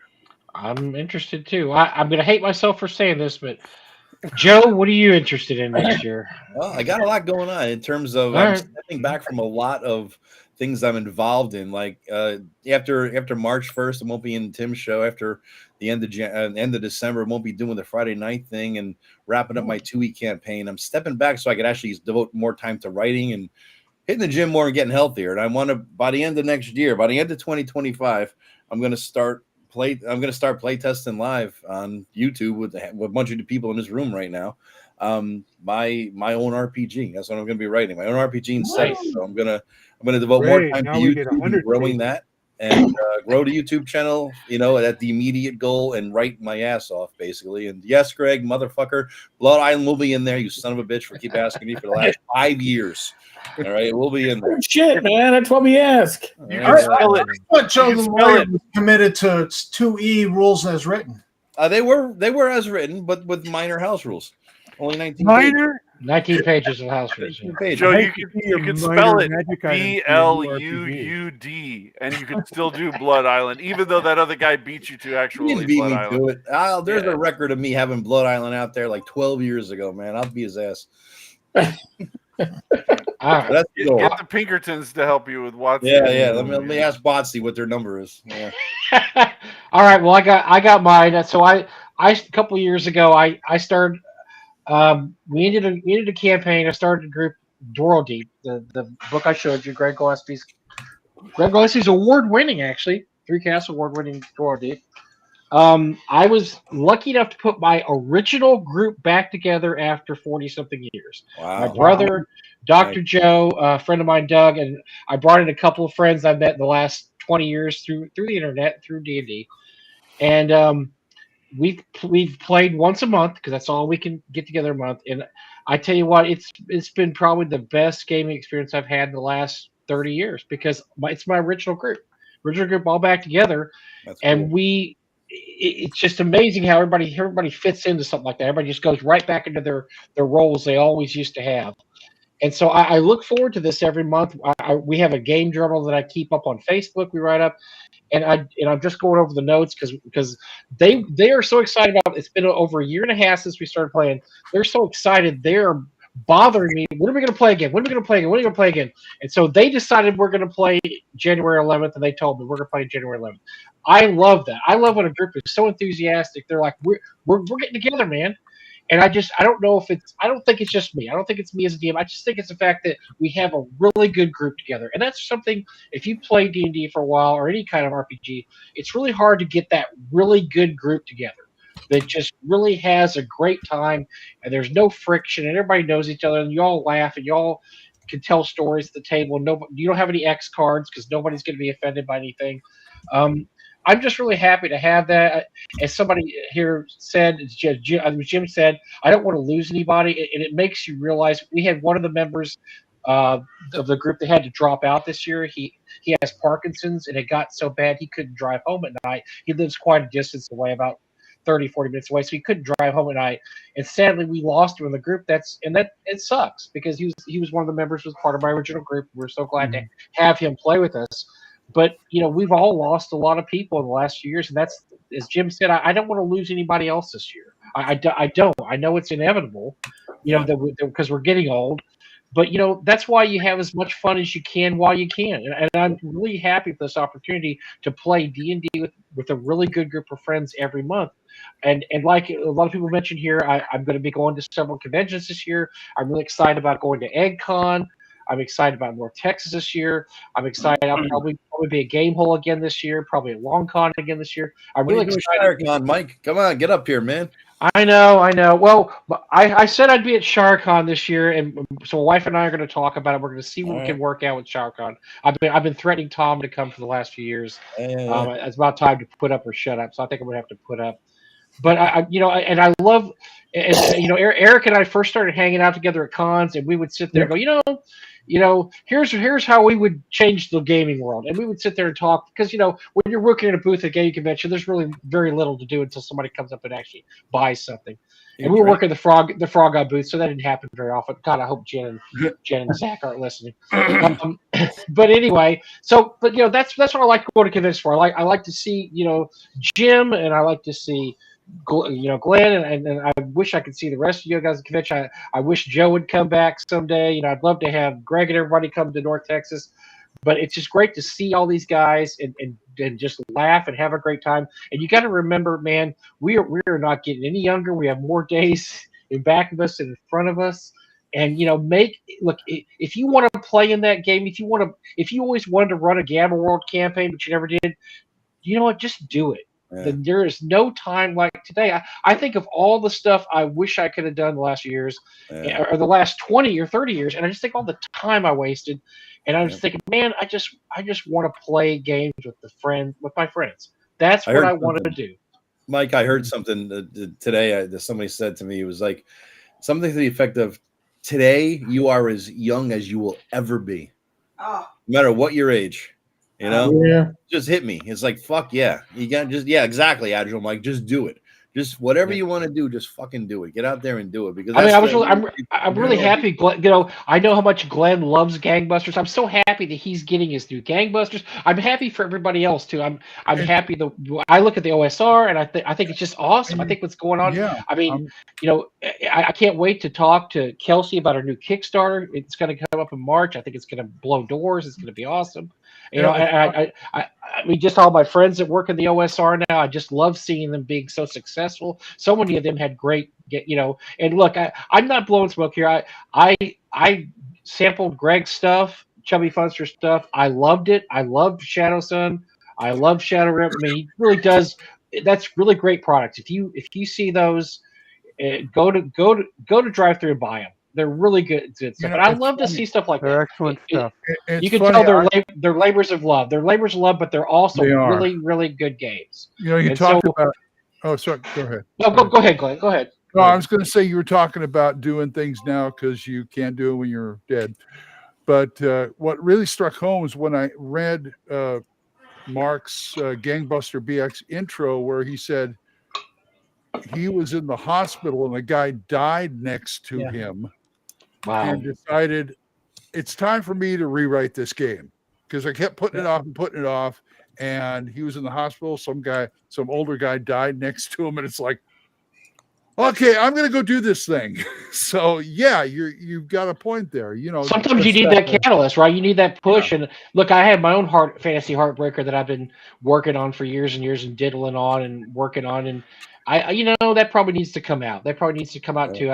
I'm really excited to see what Eric's coming out with, because I really want to write some mini adventures for his game system when it comes out. Well, actually, I've already written them. I'm just going to need to transfer.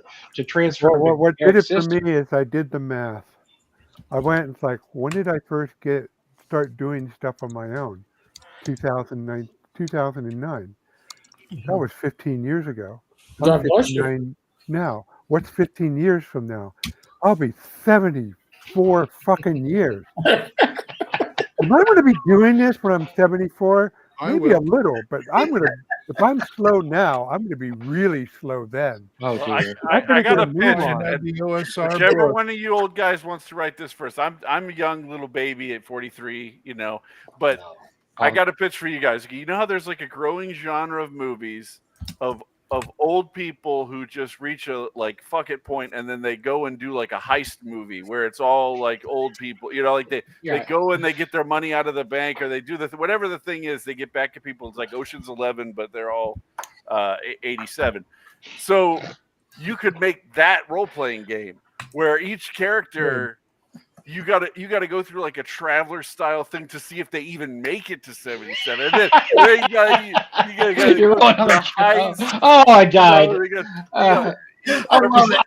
was lactose intolerant and I died at 83. All roles are made at disadvantage. It'll be like Traveler character generation, but on steroids and with a lot of terms added on. Okay. This is a good idea. You guys wants to write this. You have to roll the medications chart. There's a medications chart. Oh, yeah. It's not long, and you have to roll 5 times on the chart to see what you're on. Oh, let me see. This has been made. Just base it on the movie The Sunshine Boys with George Burns. Yeah. Go back to that little chestnut where those guys were robbing banks. All right, let me see. I'm rolling dice. 56. I'm on insulin. Synthroid, blood pressure medication. Yeah. I'm on all these, by the way. So I'm hey, all I'm saying is, isn't it time for us all to take our meds? Do it. Send All that right, well, cable out to It should be 12 based on all of us guys. I mean, if Eric got the You're Boston welcome. mobster guy going. We got Gilligan in the center square. No, like Skipper in the center square. it's And I Mr. got to Hell. make Come on. Gilligan to the right there, and who and I'm the pothead at the bottom. I mean, it's a perfect thing. Yeah. Where's Shaggy? Shaggy and Scooby Doo at the bottom. Well, this podcast is feeling like a 3-hour tour, so you may have something. You made it personal, so you made it personal. I do have to drop though, guys. So have a great New Year. Thanks for having me over here, and we'll talk to you all soon. All right. Hey, thanks for coming. Take care, Yeah, guys. good to see you, man. You too. Anyway, I don't think I have anything else to add except I'm just looking forward to another year of gaming and hang out with all my gaming buddies. That's what I want to do, and luckily luckily at my age I see a lot. Look, I see a lot of people that are my age that are not living their best life and having a rough time, and a lot of them are lonely. I have a lot of friends that are very lonely. I have a friend now that's a shut in. I grew up with him. We went to high school together. I drive him to his doctor's appointments. He has no living relatives anymore. His mother's father has passed. His family's passed, and it's really sad. And we've even asked him to come play D&D with us, and he's as much of a hermit as he can be. He said no, he doesn't want to. But I look at that, and I just say I'm just so happy that that I'm able to have a support system, and I'm able to have friends that.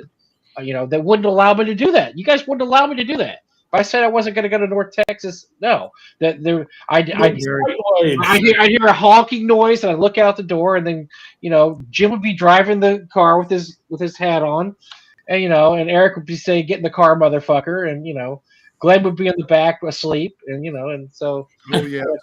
I had to jump in the car and head to so I'm just glad I have the friends, and we're able to talk about this great stuff every year. And next year is going to be a great year talking crit. We have so many people we're going to talk to.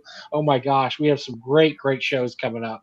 Right off the bat, we got some great guests coming up and people to talk to. And so I'm just happy for the community. It's a great community, and that's one of the reasons I asked the question: do we need WotC? Because honestly, I'm having the best time of my life gaming now, and it's probably the first time in my life that WotC is so far TSR WotC / is so far into my rearview mirror. I really don't care what they do anymore. I mean, it's fun to make fun of. I like to laugh and point, but I don't need it anymore. I got my friends. I got my rule systems. I got my games. I'm good. I'm really good. I'm good. Let them go destroy themselves. Wow. What do you say, Eric? I can't believe that we were able to get 10 people on. We had Jim in the center square, so he was pulled in. Eric, Douglas. Eric, it's not like we're trying to squeeze into a VW bug or something. So no, it's one of those. Well, I don't know. I have a the high internet. It was close. Well, this is like what was it? The Tarsus or whatever it is from Doctor Who. It's got infinite space on the inside. The TARDIS, yes. Yeah, there you go. We can keep on expanding it. But this is nice. I can just guess how Friday's going to go now. Well, God only knows. I'm sure we'll have Mike. So don't Eric, you can start a new show called D&D Crossfire, and you can have people. You could just move the squares around, have them yelling at each other sideways. It would be like Mike, you ignorant slut. Yeah.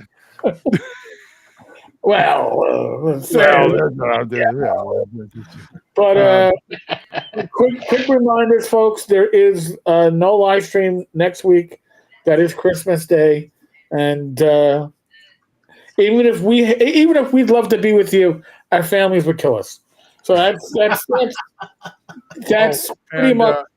Eric, yes? I sent Mike his gift. You got something coming in a couple of days, so keep an eye. Okay.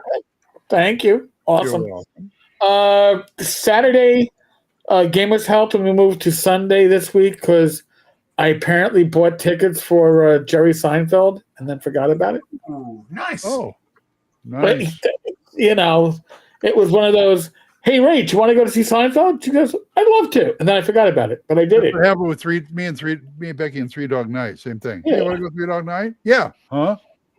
So Gamers Help. Go to New York? Huh? Gamers Health will be on Sunday night. And this little forward-reaching New Year's Eve, will be something like this because we're going to come on, Rich and I, probably around 11:30 New Year's Eastern. Day, don't you? Right, New Year's Eve, the day before. When people celebrate the ball drop, we're not going to the bar. We'll be on here with our You're gonna watch community. your all ball drop. Sorry. Yeah. If you're not drops, it's not the same as your ball as the ball dropping. Mine dropped a long time ago. Yeah, because you had the 10-foot pole you were trying to put. I'm just afraid. I'm This very is no afraid. reflection on my Gangbusters games, please. Folks, I would say we've overstayed our time at this point. Welcome. Overstayed our welcome. Beyond that, tomorrow night, though, We're the only guys that get 86 from the internet. Don, Tom, and myself will be on at 8 o'clock. At 9 p.m., I'll be popping over to the Discord to hang out. And 2025, there will be probably a once-a-week live stream during the day. It will be solos. I will work out the details later.